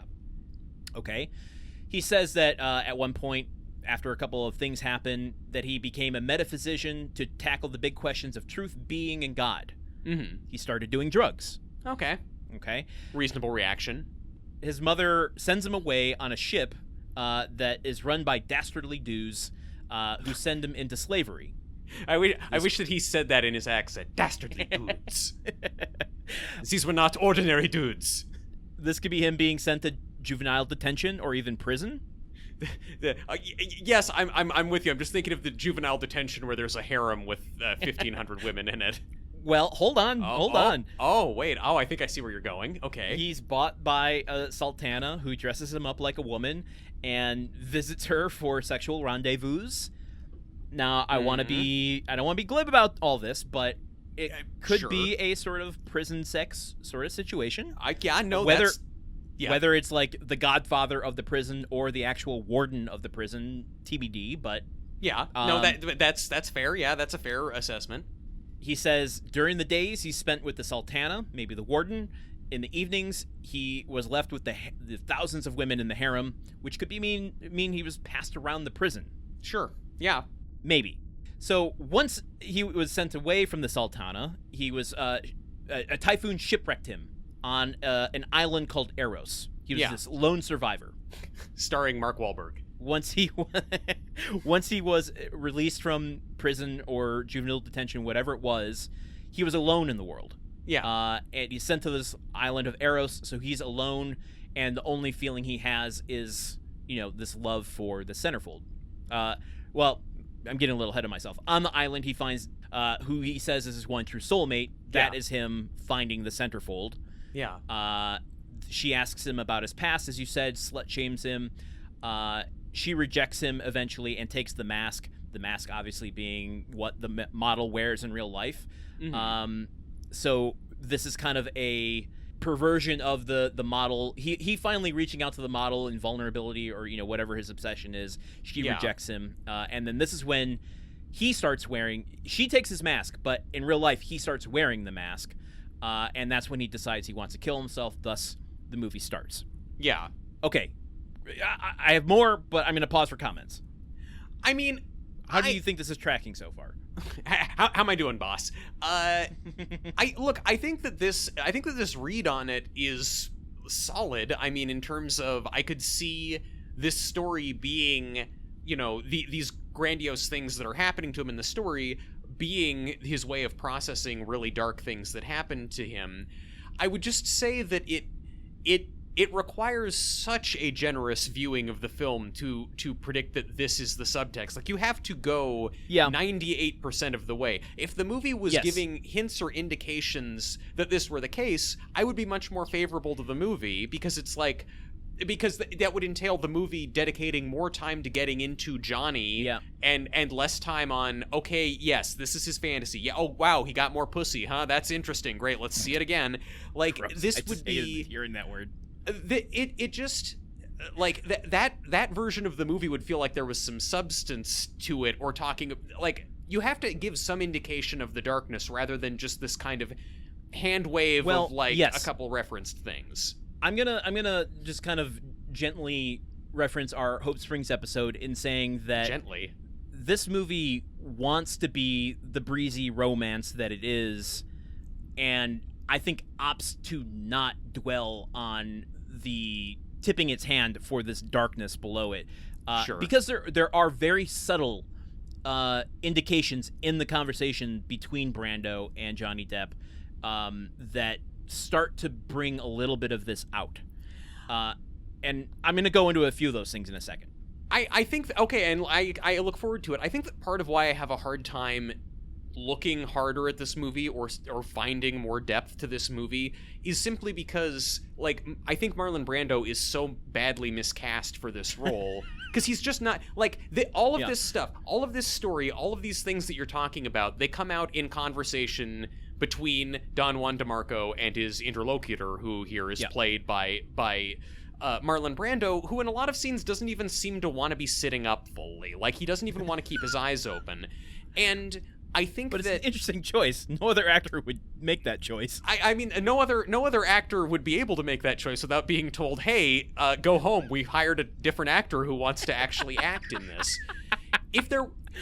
And this is, I think, what plays into this is that there is no conflict between Brando and Don Juan DeMarco. Like, from minute one, Brando's character is captivated by him and only wants to hear more about him and loves him. If there was this sense coming in that this man is a cold-hearted cynic who's seen it all, has become numb to the world by caring for all these patients, and in the process of getting to know Don Juan, and in the process of, like, you're full of shit, I'm gonna look up your real-life story, and then seeing what his actual life story is, comes to see the value in romanticism, and that influence his own life, okay, great. If he is a guy... I had this vision, this just came to me, I was seized in my bed by a light from above, Tommy Lee Jones in this role, as in Marlon Brando's role. Like, I have no time for your bullshit, you little asshole. Take your fucking pills. And then over the course of the movie, him finding this out, and he softens and willingly joins DeMarco's world. Okay. The fact that it's just basically barely a placeholder for a human being in these roles or in these conversations with him, a lot of things that would come out in the course of them having a more adversarial relationship, or at least a relationship in which he is the therapist is the straight man and Don Juan is constantly clowning on him and eluding him and evading him. I feel like more of this stuff would come out, or there would be more agency to his character where he discovers these things. Like, it would be more present, and I feel like, so it's just hard for me to see that greater depth, or hard to give the movie credit for having more depth when, the top billed actor is not checked in. That is, I think, completely reasonable. I don't think the movie is interested in doing that, though, for better or worse. I'm not giving it credit for that. I just think that's why we don't see that. Yeah. And I think it would be a different movie with Tommy Lee Jones. I mean, that relationship would just be, it wouldn't be the breezy sort of film we get. Yeah. It would lean much harder into like breaking the fantasy to really hold a mirror up to Don Juan's reality. And the character we get in Brando is someone who seemingly wants to believe the fantasy. And I'm gonna circle back around to that because go for it. There are some questions I have. This next part of my interpretation is things that I can't peg. That I think the movie is like it introduces interesting things. Maybe shouldn't use the word interesting. Introduces things. There you go. That make us question the validity of what Johnny Depp is saying. Sure. And in doing so, it confuses any kind of explanation of what's going on underneath. And here are the things that I can't peg very well. Okay. So you'd mentioned the tutor, and I mentioned that maybe he was going to prison or juvenile detention, right? Yeah. There's nothing really to explain why he would have gone there. Yeah. So maybe some of this can. I don't know. But essentially, the tutor that his mother gets him to instill good Christian values in him. Yeah. Don Juan DeMarco falls in love with her. It's his first love, apparently. We talk all about that. Yeah. But in explaining how he wins her over, he explains that there's a scene with her on the beach in the dark, and she's saying no, no, no, no. Mm-hmm. And I must not. he I cannot. He persists. Yeah. He persists until he kisses her into submission. This, I don't know. I don't really like what this implicates. I don't like it either. She I think repeatedly says I cannot consent or I do not consent, but they keep kissing and kissing and yeah. So there's multiple readings on this scene that don't look good no matter how you look at them. Exactly. So but the thing is, like, what I think the fault of the movie is like, if you read into one of the fantasy sequences, you kind of have to read into all of the fantasy sequences. Yeah. And if you're reading into this particular piece of the fantasy, that is very problematic. Yeah. And I'm not even sure the movie's like denying that that's what happened. It doesn't go into it, and we don't have any character here in Brando or Johnny Depp that is, saying, whoa, whoa, whoa, whoa, whoa, whoa.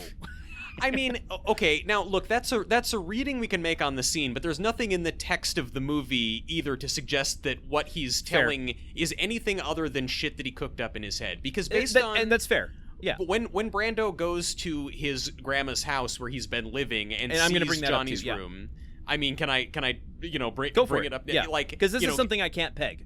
Yeah, he goes into Depp's room, and it's just a small room. One of the walls is completely covered in pinup pictures of this centerfold model with the mask who he's obsessed with. Did you say he's been living with his grandmother? He's living with his grandmother in Queens.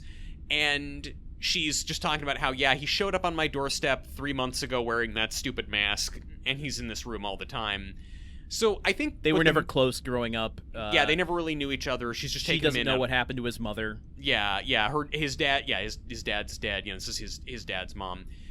This is where the grandmother tells Brando that his dad died in a car accident, yes, not in a sword fight.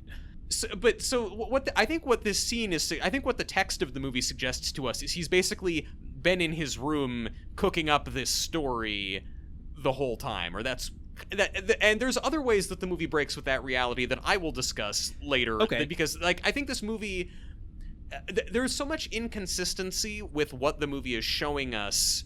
It's not like it's trying to. This movie is trying to make a point about there's fantasy and living in fantasy, whatever, but it doesn't make a very clear distinction between what the fantasy and what the reality is. Yes. And it's also not a movie that is trying to play with that for fun purposes, doing the Inception thing of like, are we dreaming or are we not?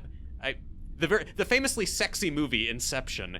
But so I just am saying that like you can certainly take your read as a valid dark interpretation of the film. I also don't want to fault the film for being like, no one says that it's bad to have sex without consent. This movie is implying that he sexually assaulted someone. It's like, well, I don't think the movie's implying that. That's a read we can take on it, but that's not in the text of the film. That's not, I think, the intent of the writer. Yeah, agreed.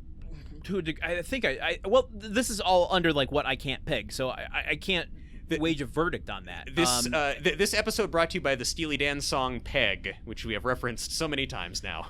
Oh boy. Peg, it will come back to you. Getting back to what other things I can't peg, and I'm going to circle back to the grandmother as well. Because, well, I'll just finish up the grandmother. When Brando confronts Johnny about what he learned from the grandmother, he basically says that woman hates everyone, she's a liar, which is what you would expect an angsty teenager to say about someone he doesn't like, an authority figure he doesn't like.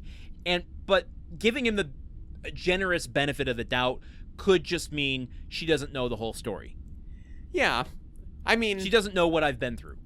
I mean, listen, call me a cynic, call me judgmental. If I have to choose between the word of a person wearing a Zorro mask claiming to be a romantic figure out of history or a normal lady who appears to pay rent and live in the normal world, I know who I'm going to side with. And be clear, I'm not defending anyone here. I mean, this is just kind of what I started to see. Okay, so getting back to things I can't peg. You said in the fantasy, the tutor's husband catches them in the act and tries to kill Johnny. He escapes through the window. This leads to the husband of the tutor claiming that he slept with Johnny's mom, and thus a duel between the husband and Johnny's father, in which Johnny's father is killed, and then Johnny subsequently kills the husband in revenge for killing his father. Yeah. I'm very confused about that whole shtick as to what that could possibly be in real life. At first, I thought he fell in love with the tutor. His dad was also in love with the tutor, maybe, because there's this weird moment when the tutor sees the father and Johnny sword fighting, and the father catches the tutor's eye, and there's this weird, like, awkward look away from each other, but maybe it's because his father knew that his wife was having an affair with the tutor's husband. Maybe the affair that Johnny is claiming that they had actually happened, and that's why that would make sense as to why they get into a sword match. Yeah, a sword match. Isn't that what they're called? Sword matches? Yeah. No, it's a sword match. The movie Match Point is about sword fighting. You knew that, right? The movie Matchstick Men also about sword fighting. Interesting. Yeah.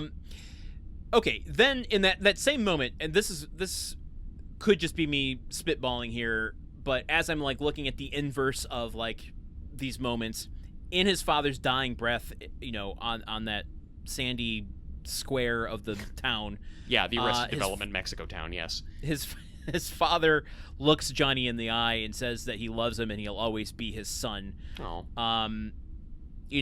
That could be, what Johnny wishes he had heard from his father. Maybe. Maybe. Again, this is the section of stuff I can't peg, so I can't say one way or the other. There is one 47-year-old dad listening to this who thinks it's hilarious that I keep doing that. All right. This is another area of inconsistency in Johnny's story, because in the fantasy, this is when he starts wearing the mask. Yeah. He says, when my father died, I started wearing the mask and I vowed to wear it forever. However, later, he says that he started wearing the mask because of Donna Anna, the tutor, and that he would wear the mask knowing that he'd never show his face in public again until he was able to see his one true love, Donna Anna, the tutor. Yeah. So there's an inconsistency there, and I don't know exactly what that inconsistency means. And look, again, I think we mentioned this earlier. It would be cool if he had a more adversarial therapist who was pointing out these inconsistencies and forcing him to cover for them, or at least illustrating to us, the audience, yo, this fantasy story doesn't make sense. Pay deeper attention to it. It's almost as if we've been podcasting for a while, because you segued me perfectly into my last point here. I am the world's greatest podcaster. My last section of this, which is not what I can't peg, but it changes my interpretation of... Jesus. Completely derailed me. You gotta stop Please saying don't tell me Steely Dan has a song called Derailed. This completely changes my perspective on the Brando character and brings up a whole new litany of problems and questions I have. Yeah. Which is Brando delusional as well? Does he see something that we don't? The movie seems to suggest that. Is he using the fantasy to help cure Johnny, or is he unhealthy? Of course he's unhealthy about furthering the delusions by playing into them. If he's got one foot in the fantasy and one foot in the real world, and he's listening to this story but knowing what's actually happened in this boy's life and choosing to play into the fantasy, that is fucked up by going, you know what? Listening to you say that you had unconsensual sex makes me want to go home and bone my wife. Suddenly, that character becomes way, way wacky and dark. Wacky is not the word I wanted to use. Wacky's not the word. Also, a quick point of order. I said pussy and Landon got upset, but then he can say bone. Ladies and gentlemen, write in. Is this fair? Look, I'll grant you there's a much darker reading on the kind of therapy that Brando is doing here. I don't think I'm not on board with the reading of like, oh, this guy sucks because he hears this story that clearly the subtext is he assaulted someone and that got Brando excited. I do not take that read on it. I take the read that Brando is a bad therapist simply because, like, they go through this whole movie. At the end of it, he tells Johnny, like, you are Don Juan DeMarco. Your story is true.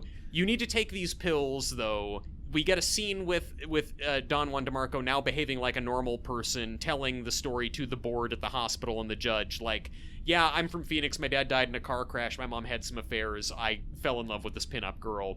And the judge dismisses him and says, great, you're good, you're free to go. And then immediately after that, Brando retires, he and his wife, Faye Dunaway, go to Eros, the island, with Johnny. He gives him... essentially adopt him.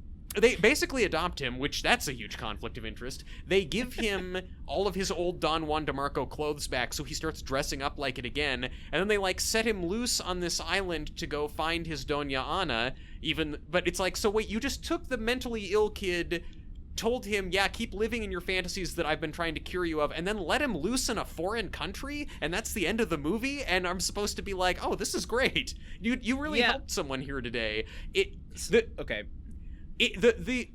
There is something there to this notion of the therapist is deriving something from Don Juan's fantasy. He's fallen in love with the fantasy.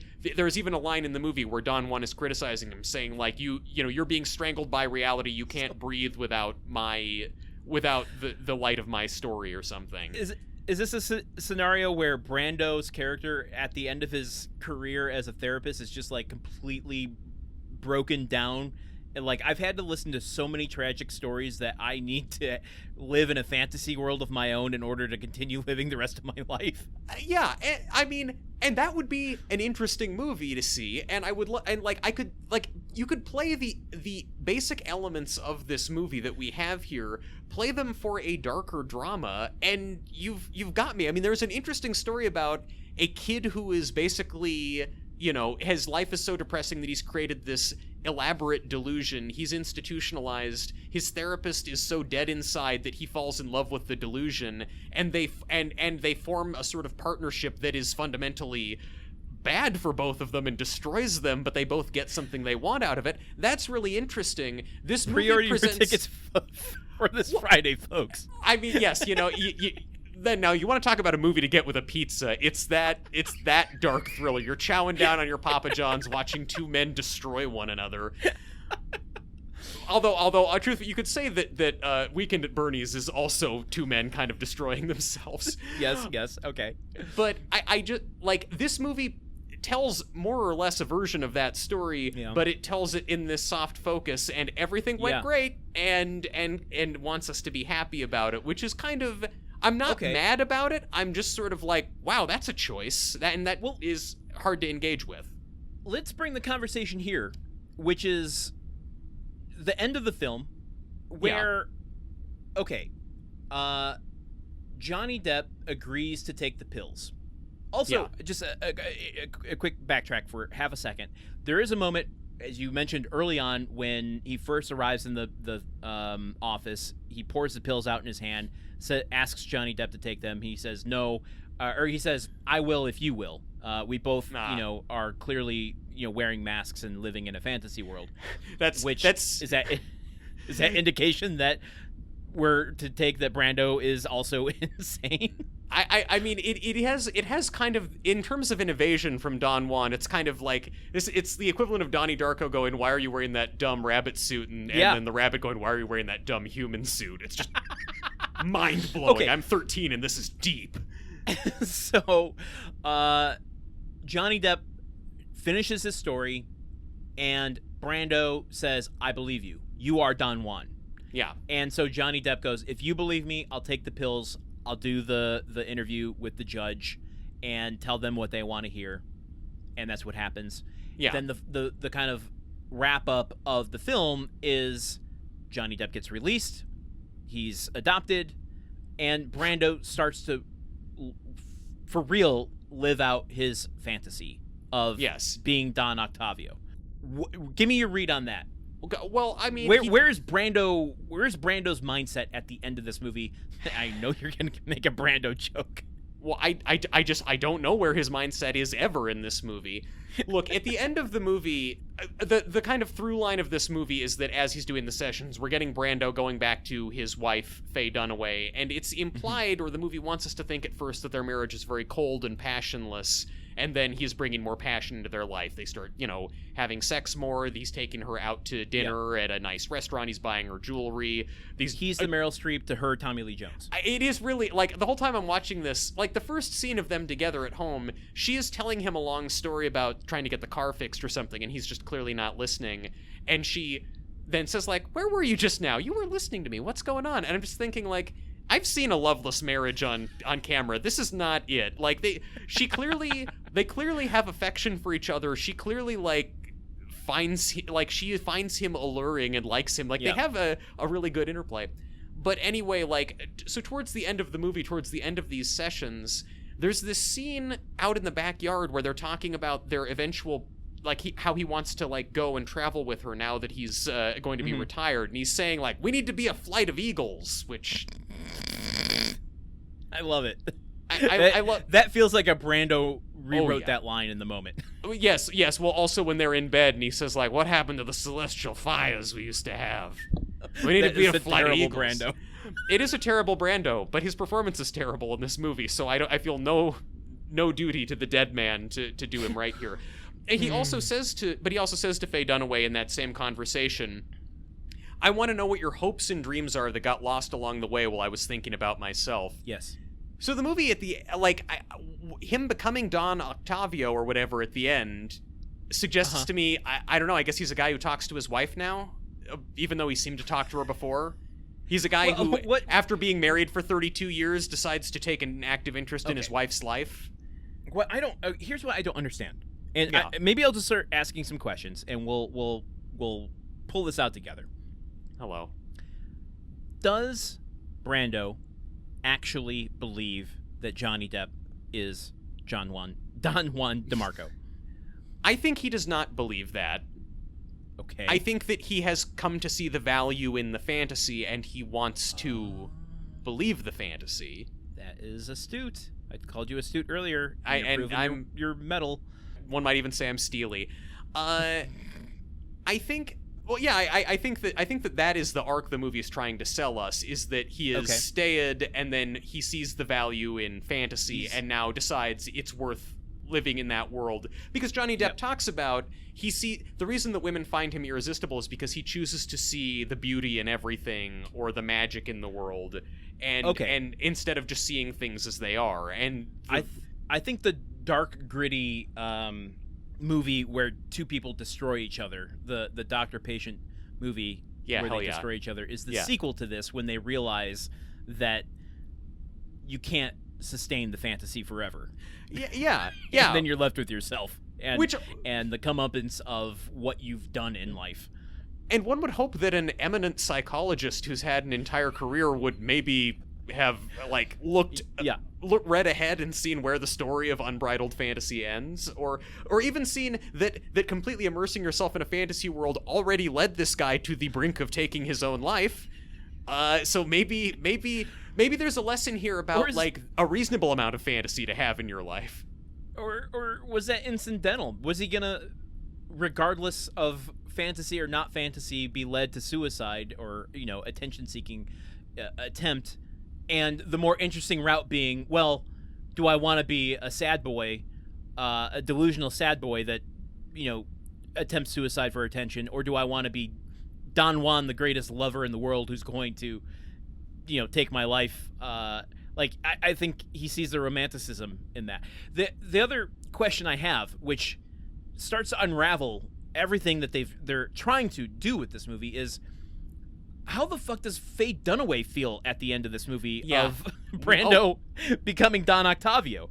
I don't know how she feels about it. We do know, because he says to her, first he says, we've got to be a flight of eagles, and she's like, I don't know if I'm the girl for that. Like, she's said before about how their love is just like a kind of, it's not the celestial passion they used to have, because that celestial passion can be dangerous. It is a steady, glowing flame and comfort and ease with one another, and he says, no fire, no passion, no life. Which feels like another Brando improv, but when he says to her then, 2 minutes after she says, maybe I'm not the person for you, he says, I want to know all your hopes and dreams and everything. She immediately starts crying and says, thanks for asking. So it's like, I guess she feels like if you decide to show up to your job as a husband after 32 years, you're golden. It's after that. It's when they're on the plane. It's how does he convince her to essentially adopt Johnny Depp, or at least accompany him to a Caribbean island, and then live out a fantasy on that island as, maybe it's just a role play thing for her. We don't really get insight into that, but... we don't get much insight into Faye Dunaway's character at all. There's not really... Unfortunately true. For a movie that is so much about women as a concept, or women at least as a form of currency, or a form of social currency for men, not really a huge amount of woman-oriented stuff in the movie. Faye Dunaway is the most prominent female character, and she's mainly there to talk to, by which I mean listen to, Marlon Brando. Let me go into Faye Dunaway real quick. Again, not going to spend too much time on her, but you want to talk about someone who earned a reputation for being difficult. You could certainly not... I wouldn't say apply it to her, but it's been applied to her. Interesting that it's applied to a woman, yes.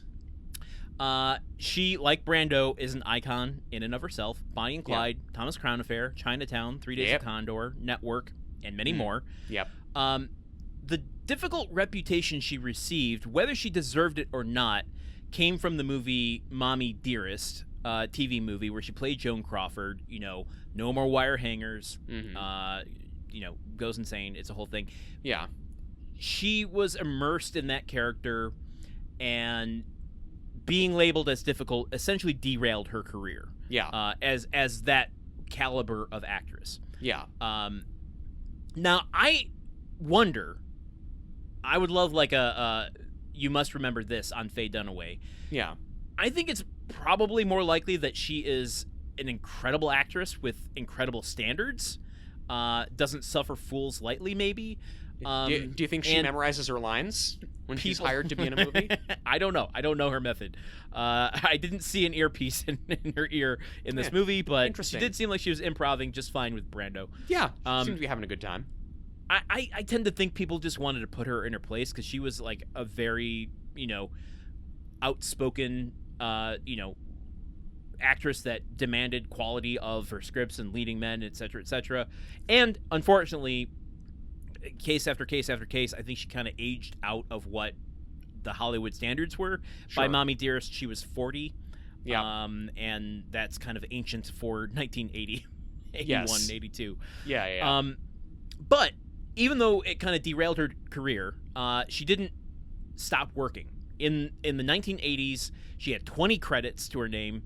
And in the 90s, heading into this film, she had 9 credits in TV and film, and then she had 15 more in the 90s after this film. She continues to work with credits every single year until 2010, and I believe she's still working as of 2020. Who knows? So she's still alive, she's still doing stuff, and she's an incredible actress. Yeah. No, she's great. I would have liked more of her in this movie. I would have liked scenes of. I would have liked her interacting with Don Juan because I think that, look, I had this thought of like, well, this movie could be really good with a female therapist interacting with Don Juan, and then I'm like, well, that's a different movie. That's a movie about different stuff. I think that there is some, like, one of the things that interests me most about Don Juan is that he's so obsessed with women that he's created this persona where he can only perceive them as objects of desire and cannot envision interacting with them on a normal human level. And it's like, if there were some stuff of just like, whatever, however she's there, like her interacting with him, them having some kind of back and forth where either he struggles to just talk to her like a normal person and not some object of seduction, or something where she pokes holes in his worldview. Something that gets his fantasy down to a normal, safe, acceptable level of fantasy. It would just be cool to see at least one scene where he's forced to interact with a woman, and not as like a conquest, but just as like, you're a person, I'm a person, let's talk. Let's weave this layer into it, because I want to circle back to what I earmarked at the beginning of the episode. The orderlies, I don't know if they're nurses. Yeah, they're orderlies. People who kind of usher Johnny Depp around from session to session from his room. One of them is Usher, yeah. One of them is Tony Tiny Lister, R.I.P. He's great in this small role, but he rocks. But the female staff of this office are enamored with him. Yes. And presumably, if we're to believe that the woman he seduces at the beginning of the film is real and not fantasy, and there's evidence that she's real because she's hiding in the background of the scene when Brando takes Faye Dunaway to their amorous dinner, is there validity to him being an actually good lover and seducer? Boom. This is a huge point for me. So let's get into this. Tell me about it. So this comes down to the movie not really being clear on what fantasy and what reality is in a way that bugs me. Like, so what we find out about Don Juan in the course of the movie is he's basically a deluded porn addict who lives with his grandma. He's obsessed with a pinup girl. This is all the product of an overactive imagination. And okay, sure, all right, I'll buy that, I'll take that. But in the first scene, he's walking the streets of New York. People are clapping for him. The doorman at the hotel bows to him and lets him in. People seem to know who he is. Seduces this woman, shows her the most exciting night of her life. So, I mean, are we to assume that he has, like, basically this loser living in his grandma's basement has masturbated so hard to pinups that he accidentally became the world's greatest lover? Like, what? Because nothing indicates that this is fantasy. This is sold to us as the text of the movie, that he is actually this good. And then it's confusing. And all of the women at the thing can't get enough of him. He has to be separated from the female nurses. And so this is the thing. I would buy this, and I think it would work if we saw women being charmed by him in kind of the sense of like, I can tell that you're harmless. I think it's cute how committed you are to this bit. I'll dance the tango with you or whatever here in this restaurant, and I'll kiss you on the cheek and then go back to my day. And then we see Don Juan, like him taking that and turning that into, it was the fiery passion of 1,000 nights and, whatever. Right, and right. But he also looks like Johnny Depp in 1994. Oh, well, you can't tell he looks like Johnny Depp. He has the mask on. He could look like anything that covers the outside of the area around his eyes. You can't see his eyebrows.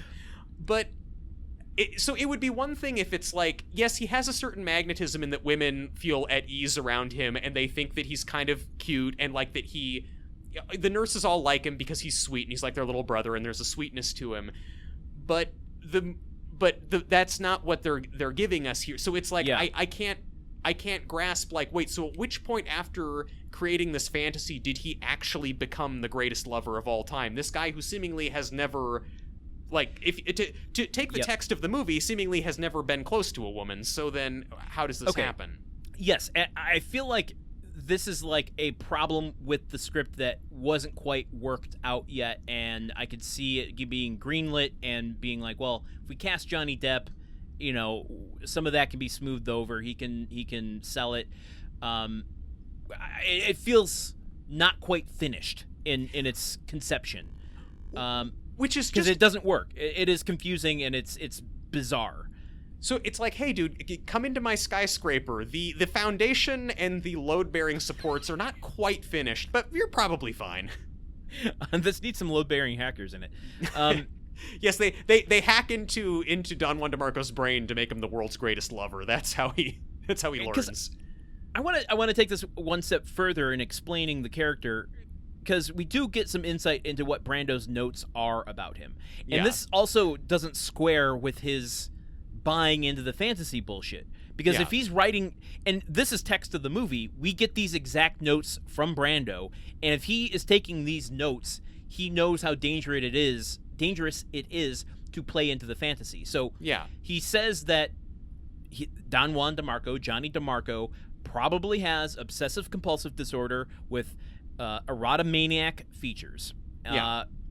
He needs to still confirm a delusional disorder, confirm depression with obsessional features, and possible hysteria. He kind of mumbled that line. It's Brando. Can you believe that? Yeah. He only mumbled that one line. All the other lines perfectly enunciated with total clarity. I wanna just pull this.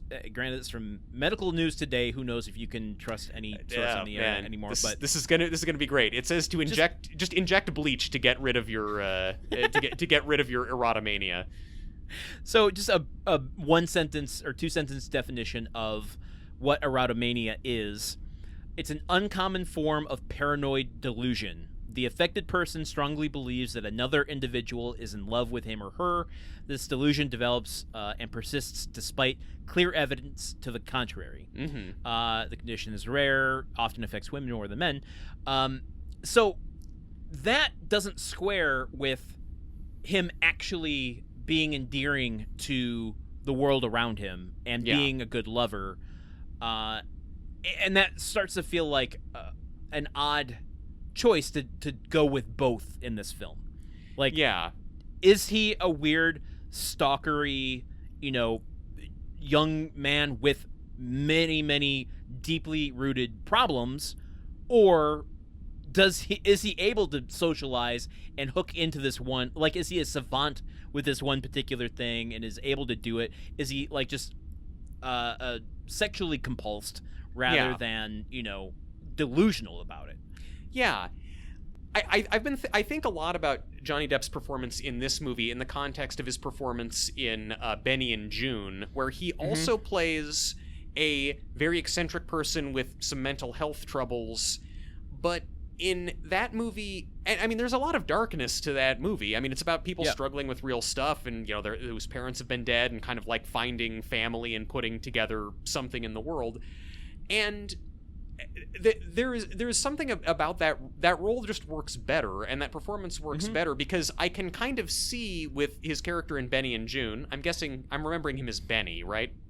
Yes. Right? Yeah, okay. Yes. And in that role, it's clear what people like about him. Like, you get the sense of, like, watching it, like, this guy would be a lot to have in my life. He would be pretty stressful, but at the same time, his heart is clearly in the right place. he does all these big elaborate Charlie Chaplin pratfalls because he wants to make people laugh and put them at ease. Okay. Like, there is the fact that the persona and the fantasy world that Don Juan lives in is a kind of much more aggressive, edgy, dangerous kind of thing. It makes it harder to look at this as just sort of a romantic story of like, oh, yes. he chooses to live in fantasy. Like, well, it's not him just doing pratfalls to make people laugh. Like, he's doing stuff that really draws in or involves other people in a way that is not happy-go-lucky fun. Okay, I want to pull this out to maybe start to wrap this up. Yes. Which is setting my entire interpretation of what his reality is aside. Yes. Taking the movie only for text. Sure. Brando believes that Johnny Depp is suffering from erotomania. Mm-hmm. Paranoid delusion, obsessive, believing that someone is in love with him, and this leads to very dangerous stuff like taking your own life and potentially putting harm in someone else's, life. Yeah, sure. But what that manifests itself as in Johnny Depp's character, in the Don Juan DeMarco character, is maybe not unrequited, but like bottomless passion when it comes to love. Yeah. And he ends one of his flashbacks by saying this: there are only 4 questions of value in life. What is sacred? Mm-hmm. Of what is the spirit made? What is worth living for? And what is worth dying for? The answer is only love. It's my high school graduation quote. It's in the yearbook. So this becomes very problematic for me in that Brando is looking at someone who has paranoid delusion, but masking it as love, like justifying it as love, and buying into that fantasy rather than the dangerous reality of it. Yeah. And allows Johnny Depp to kind of get off scot-free, not get the help he needs, and then buys him into his own fantasy life at the end of the film. Buys him a plane ticket. Yeah. That is really releases him back into the world where, guess what? So the very last bit of this movie, we get another scene of 2 elderly people dancing on a beach, falling in love again. Yeah. The most energy Brando has shown in the whole movie is dancing with Faye Dunaway on the beach. He gets an exercise machine at one point. Okay, I know that's fair. He is lifting weights. That's pretty fun. And he does hold a bunch of flowers at different times. So many flowers. He's just fiddling with a flower while he thinks about things, as one does.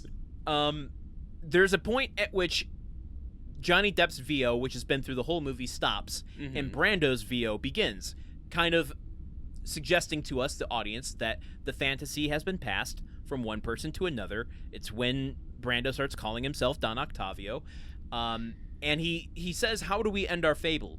Was Donna Anna waiting for him on the beach after all this time? Sure, why not?" And then we see, this thing, and, as the audience, we're meant to be posed with the question, do we buy in the fantasy? Do we want the happy ending for him?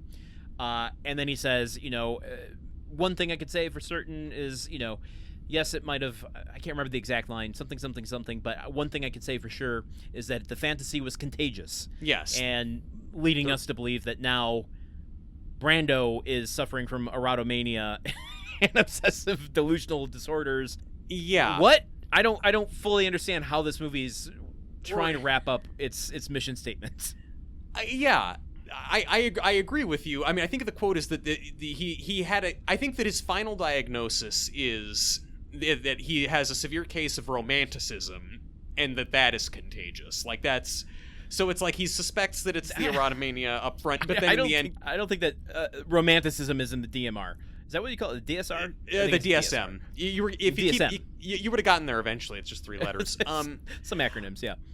It's in the DDR. It's when you're trying to look up a disease, you have to dance on a pad to find the right one. And the only diseases in there are rock pneumonia and the boogie woogie flu. Wait, maybe Brando is like a sham doctor, and like his certificate, his doctorate just says Marlon Brando DDR, and you just kind of like gloss over. It's like, oh, it's a typo. Don't worry about that. Yeah, well, I mean that I'm DDR Strickland or whatever the fuck his name is. Well, you know what that last tango in Paris was. It was on a DDR machine. Yeah. So okay, let me ask you before we get into verdicts and everything. Yeah. You've said all this stuff about this movie is so problematic and all these other things. And I'm saying that as though like there's a lot of shit in this movie that I think is not great and has not aged well. On Letterboxd, out of a potential 5 stars, you gave this 4 stars.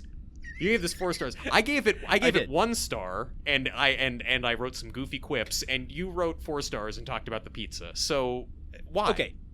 I watched this movie twice, as I usually do for these. I try to give myself an authentic viewing, and then I go back and watch it with notes. I will say, on the second viewing, I bumped it down 0.5 star, so it's 3.5 stars. Oh, okay. You lost this is the celestial fire of your first viewing. That passion died like a flock of eagles. Okay. You're asking me to justify myself here, and I feel a little attacked. It's not unfair. I'm gonna use I statements here. I'm feeling a little exposed right now. We never should have come to this town in Maine. This was a waste of our money. What is it about us giving weird attributes to psychologists on this show? We've both spent so much time in therapy that we have elevated psychologists in our mind to the level that conservatives have Navy SEALs and cops at, basically. Well, I actually had a therapist once that might fit into the Steve Carell, Marlon Brando realm of therapists. So a comparison of 2 actors that has never been made before. Go on. Okay, you're asking me to justify my rating of this, and I'll say this: like, this movie has problems, 100%. I don't think this is forgettable. I don't think this is a poorly made film. I think a big deciding factor as far as at least one of the stars between your 1 star and my 4/3.5 star is our approach to Brando, which we're clearly on opposite sides of a divide on. Yes. This was just kind of a wispy, like, it was trying to do a little bit of something. It wasn't such a calculated thing like Poltergeist. It wasn't, like, coming off of the Reminiscence episode, maybe the comparison there painted my judgment a little bit, but, like, that movie wants so fucking hard to be goddamn romantic. Yeah. And this movie's just like, we know we're beautiful, we know we're iconic actors, and we're just gonna be in front of the camera. Who gives a shit if I have an earpiece? I'm gonna talk a little bit. You want to talk about some celestial flames? Let's talk about some celestial flames. Holy shit! You said you had a good Brando, and you were not lying. You were not living in a fantasy world. Like, it's a breezy. It's 90 minutes. My God, thank you for that. Like, it doesn't waste time. And this movie wouldn't be made today. Like, there's under no circumstances does this movie or a movie like this get made. Yeah. So it was a little nostalgic for me. I just kind of Reminiscence. You go into a butt water tank to remember when they used to make movies like this. That's how big of a seller nostalgia is. This isn't the butt juice movie for Brando. That was once the ice around his head melted on the island of Dr. Moreau. He's sitting in his own butt juice. I feel like he's sitting in his own butt juice in Apocalypse Now. It's a very sweaty film. Well, okay, What's that water that Charlie Sheen comes up out of at the end? No. Why? I'm drawing a line on this show. We're not going scatological like that. Like Coppola, we've all gone a little insane. Also, we're both in very hot rooms. So yeah, I don't know. I didn't feel attacked by this movie. I didn't feel. What a low bar! I didn't feel like this movie. It is a low bar. Me. I also listen. I watch a lot of trash. Intentionally. I watch a lot of bad horror movies. I watch a lot of good horror movies. I watch a lot of forgettable shit. This movie wasn't. This wasn't an equation on paper, and I appreciate that. And you add to it just kind of performances, whether they're good or bad, they aren't forgettable. It makes it a pleasant watch. I didn't hate this movie at all. Landon, I'm not going to do it right now because I'm not sure that I can do that while talking, but I think I might bump my star rating up in response to that. You know what? Holy shit. You're right. For how much I come on here and whine about movies today being formulaic and algorithmically generated, this movie is fucking weird. We haven't even touched on the fact, maybe we'll do it in the mini, that there is a scene where after having sex, Marlon Brando and Faye Dunaway are lying in a bed with a bowl of popcorn. I love that scene. And he is blasting kernels of popcorn out of a rolled-up magazine, and Faye Dunaway is trying to catch them in her mouth. And look, I am not and they're keeping tabs. They're keeping tabs of how well they're doing by putting marks on their arms with lipstick. Yes, which is like, that is weird as shit, and I am not mad about that. Movies have lost the ability to have that kind of shit in them, and you're right. God damn it, you're right. Because look, Reminiscence pissed me off. It pissed both of us off because I think it is trying so hard to be profound and be smarter or better than it is. And this movie is, like you said, it is just take it as you find it. That's a good comparison too to the last movie. Not, again, you should take everything on its own accord, but the Reminiscence is like, look how fucking smart we are. Aren't we blowing your minds with this this bullshit? We're gonna stay on a black screen for 15 seconds after the end of the movie. Oh God, I'm still angry about that movie. This movie is like, they're you know what? There's more going on under the surface, but I'm not gonna dwell on it. There's more going on under the surface. You're doing the Italian hand. Yeah, it's a little. See that? It's a little gift only for you. I need everyone to know how it's a racist. Microaggression only for my friend. That's more of a De Niro thing, anyway. That's not a Brando thing. Brando doesn't put his fingers up and talk. Anyway, I am Don Truman DeMarco, world's worst impressionist. The comparison between the two, I think, is apt in that regard of like, Reminiscence is just shoving it in your face of how clever they are. This one's going, you know what? We're going to try to be a little clever underneath the surface, but our real intention is just to make a wispy fantasy film, and we hope you enjoy it. Yeah, fair. That is a very fair point. And I think, I think we both went kind of hard on this movie because, there's a lot of shit in it that doesn't make sense. But, you're right. At the end of the day, I'm not mad at this movie. I'm confounded by it, and I think there's some very curious choices. That's the other thing. Is like, Reminiscence tries to tell me its own solution, whereas this movie, it is weird and doesn't make sense in a lot of places and invites me to kind of, like a woman, unravel its secrets from myself. Oh, wow. This I felt gross saying it. This movie delicately kisses you between your knuckles and invites you to make the comparison. Dear God. All right, so let's ask the question, why was this forgotten to begin with?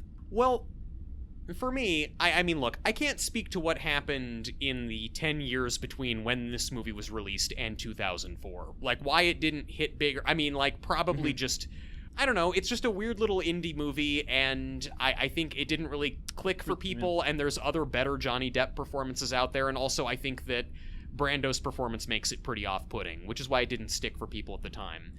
I have a deeper theory of why it hasn't caught on, or like why it hasn't been revisited as people, like during the Johnny Depp-assance that happened when my parents were watching these movies. So, Facebook launched in 2004. That's just kind of a baseline. Okay, we're just going breakneck 90 degrees. A long time ago, I worked with a young man named Genson. He was a freelancer who worked at this ad agency that I worked at. And he lived a pretty rich life. He was a semi-professional poker player. He did a lot of editing work on blockbuster movies. He was writing and directing a web series about pickup artist spies, and major Hollywood producers were very, very interested in it. And So he's read the game. Yes, he's read the game. I think he had it actually tattooed on his wrist just so he could consult it. And he was constantly going on dates with beautiful women who he would refer to as spicy bombshells. And I learned all of this from his Facebook page because he would talk about all these great things he was doing and all this awesome stuff, how great his life was. He would post sexy pictures of girls with poems that he'd written about them on his Facebook page, and he would dispense with dating advice, quoting himself directly. Like one of them, he would say a lot, "A woman is like a combination lock. To open her, it takes 3. Innovation, connection, confidence. Copyright Genson 2012. Oh my God. So, I'm having like ghost memories of you sharing me sharing with me some of these posts. Yes. I completely forgot about it until this very moment. At one of my birthdays, I did a public reading of some of his poetry. Okay, all right. So, in the office, the few times that he would come in person, Genson never made direct eye contact with anybody. He barely spoke, and when he did, he wouldn't raise his voice above a whisper. He wore so much cheap cologne. You gotta lean in to understand what he's saying. But that is actually, that is a like tactic Marlon in the game. Brando. Yeah, you're right. No, he was leaning back. You have to lean closer to him. Truman, you gotta tell the story. Landon's very far away from the mic right now. Truman, come on here. But he's kind of flapping his hands around, but he's not doing the Italian gesture. About my dolphin hole underneath my ice bucket. Okay, that's good. That's great. Genson would come into the office and, he would barely look at anyone, barely speak, and he at one point had to ask his supervisor for gas money to get home from work that day. All I'm saying is that you at home listening to this, you probably know somebody who's at least a little bit like that, somebody who is very big on social media about how great their life is, and that does not line up with their real life. I would also go so far as to say all of us are at least a little bit like that, because I think that in the age of social media, all of us are a little bit Don Juan DeMarco. We're all trying to sell the world a more beautiful fantasy version of ourselves than what is real. Can't wait to see how you land this plane into why it doesn't line up with memory, but go ahead. I think that there's something very human and fascinating about that, but what this movie is basically saying is like, man, isn't it great that people do that? Whereas nowadays we look at people who live completely immersed in that fantasy world and we're like, well, no, that's actually kind of cringe. Like, that's not... I don't think that we are capable of seeing a person who lives in a fantasy world and wants everyone else to buy into their fantasy world as a fun romantic thing anymore. I think that we look at this now and that's like someone who's doing that, it's like that's the peak of embarrassment. That's a thing that we don't want other people to see us doing. That's not a thing that we can find glossy and fun anymore. So I think that is why this movie has not found a resurgence. I feel like this is not why people are coming back to this movie and saying, hey, look at this cute little thing. I think it just doesn't have a lot of relevance in the way that it portrays these things. So what you're really saying is there is ample opportunity for a Don Juan DeMarco social media remake. Yes, I mean, that might be... Look, some version of the remake might be Don John, the Joseph Gordon-Levitt movie about a guy who's obsessed with porn. I mean, that's... Johnny Depp isn't obsessed with porn in this movie. He's obsessed with a model to a stalkerish degree. Yeah, I think that counts as being obsessed with porn. If you almost jump off a billboard because you got so obsessed with a pinup model and she rejected you, you're obsessed with porn. I'm making a ruling. That's way different than being obsessed with watching any naked person having sex. Maybe. And it negatively affecting your life and your ability to maintain relationships with people. I think it also negatively affects his life that he is dressing up like Zorro and trying to jump off things. Yes. I mean, there is an overlap on that Venn diagram, but they are very different circles on the diagram. They are very different circles, and if Don Juan DeMarco looked at those circles, he would probably compare them to something sexy. We didn't even talk about the inkblot scene. The inkblot scene is genuinely funny. Landon, why do you think the movie was forgotten? Well, for fuck's sake, Jesus Christ, you went on a tirade, and I also have a tirade. Well, it's a podcast, man. People know what they're getting into with this thing. Yeah. Okay. All right. Well, okay. What do I start with here? Do I start with Johnny Depp? Do I start with Marlon Brando? I'm going to start with blockbusters.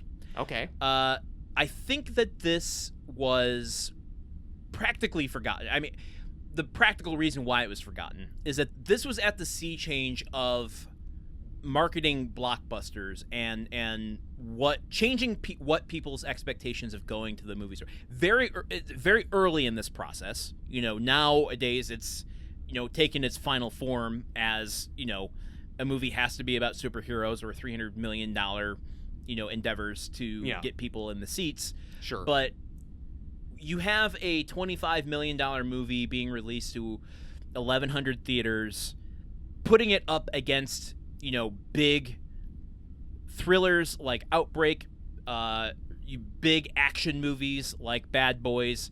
Big goofy movies like a Goofy movie. Yeah. There you go. Yes. A big Disney movie like a Goofy movie. It just, I think, got sucked under the tide of it. And likewise, that's why people don't remember it, because it didn't make an impression when it came out, and then once it's released on home video, people are more eager to go see. Well, I didn't see Bad Boys, or I want to see Bad Boys again, and so they're conditioned to want to go see the big exciting thing and not the smaller indie stuff. This is the type of film that we lament aren't getting made today. This level of thing. Yeah, and I think this is like the very front end of that. Talking about Brando, he's an icon. When he died, and you look back on his career, we talked a little bit about the superstar syndrome in Money Monster. I think this is another situation where it's like no one is talking about Don Juan DeMarco when you talk about Brando. Yeah. And likewise, Johnny Depp. And I want to talk just very briefly about where this falls in his career, because I think it is very much an indication of why it's forgotten. You add the Brando to it, and you add the Johnny Depp to it, where early in Depp's career, he and a couple of other actors were struggling to figure out where they fit into Hollywood.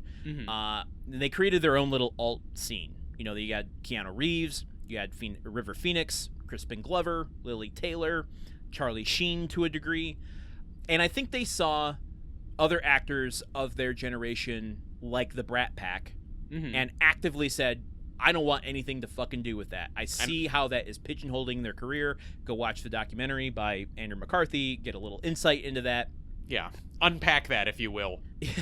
Johnny Depp has a little taste of that, coming in with A Nightmare on Elm Street and then being cast on 21 Jump Street. He is literally a poster boy.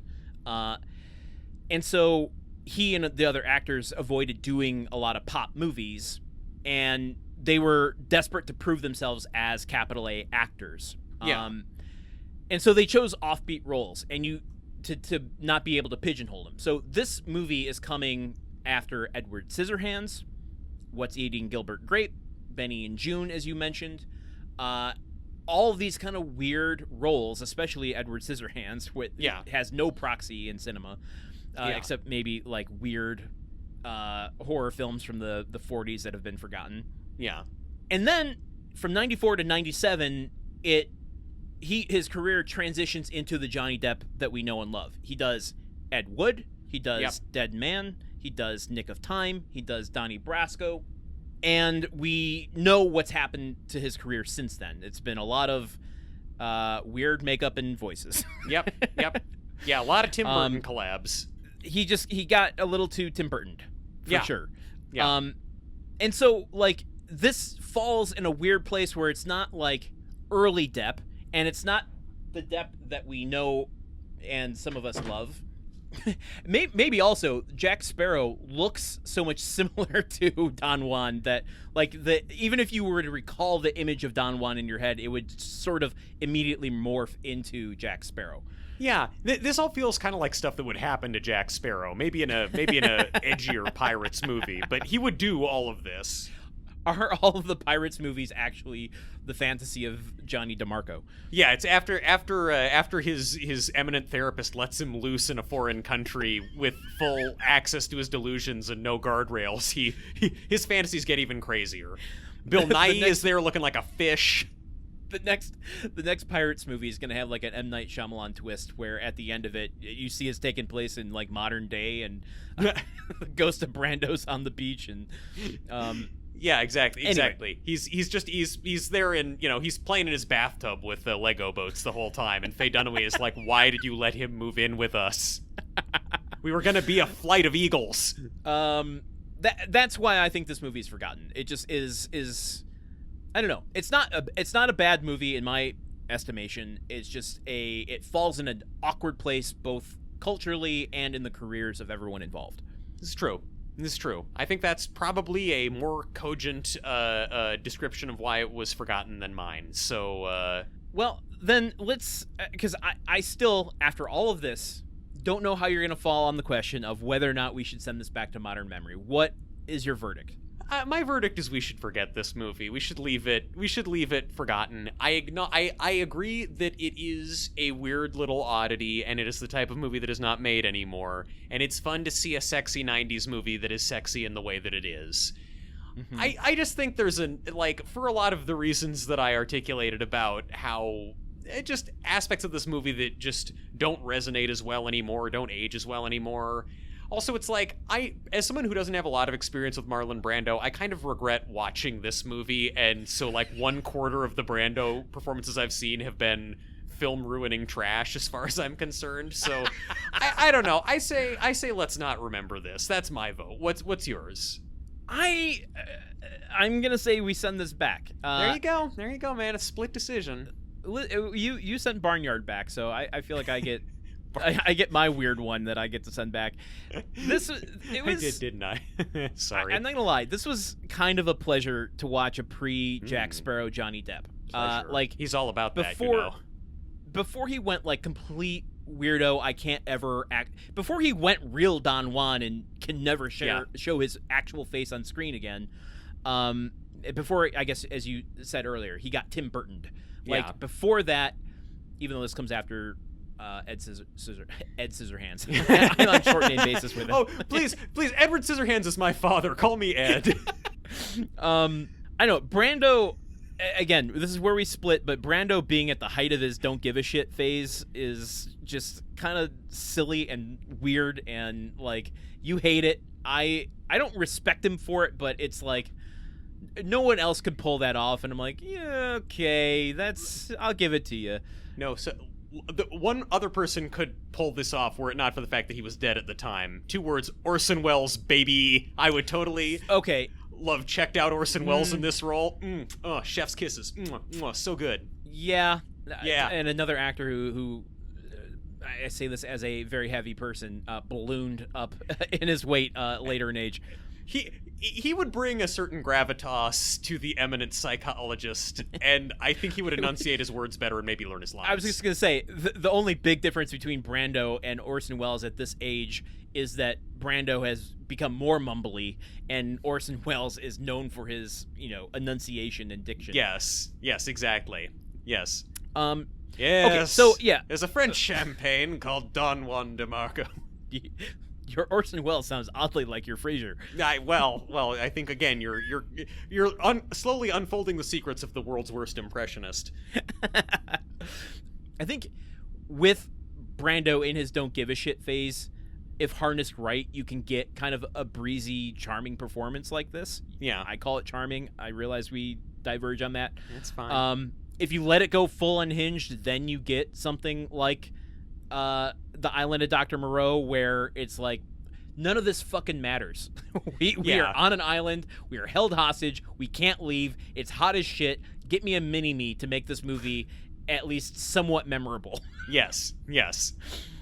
So, for those reasons, I say this is a weird little movie that can't exist outside of the time and place in which it was made, and therefore it should be remembered for that.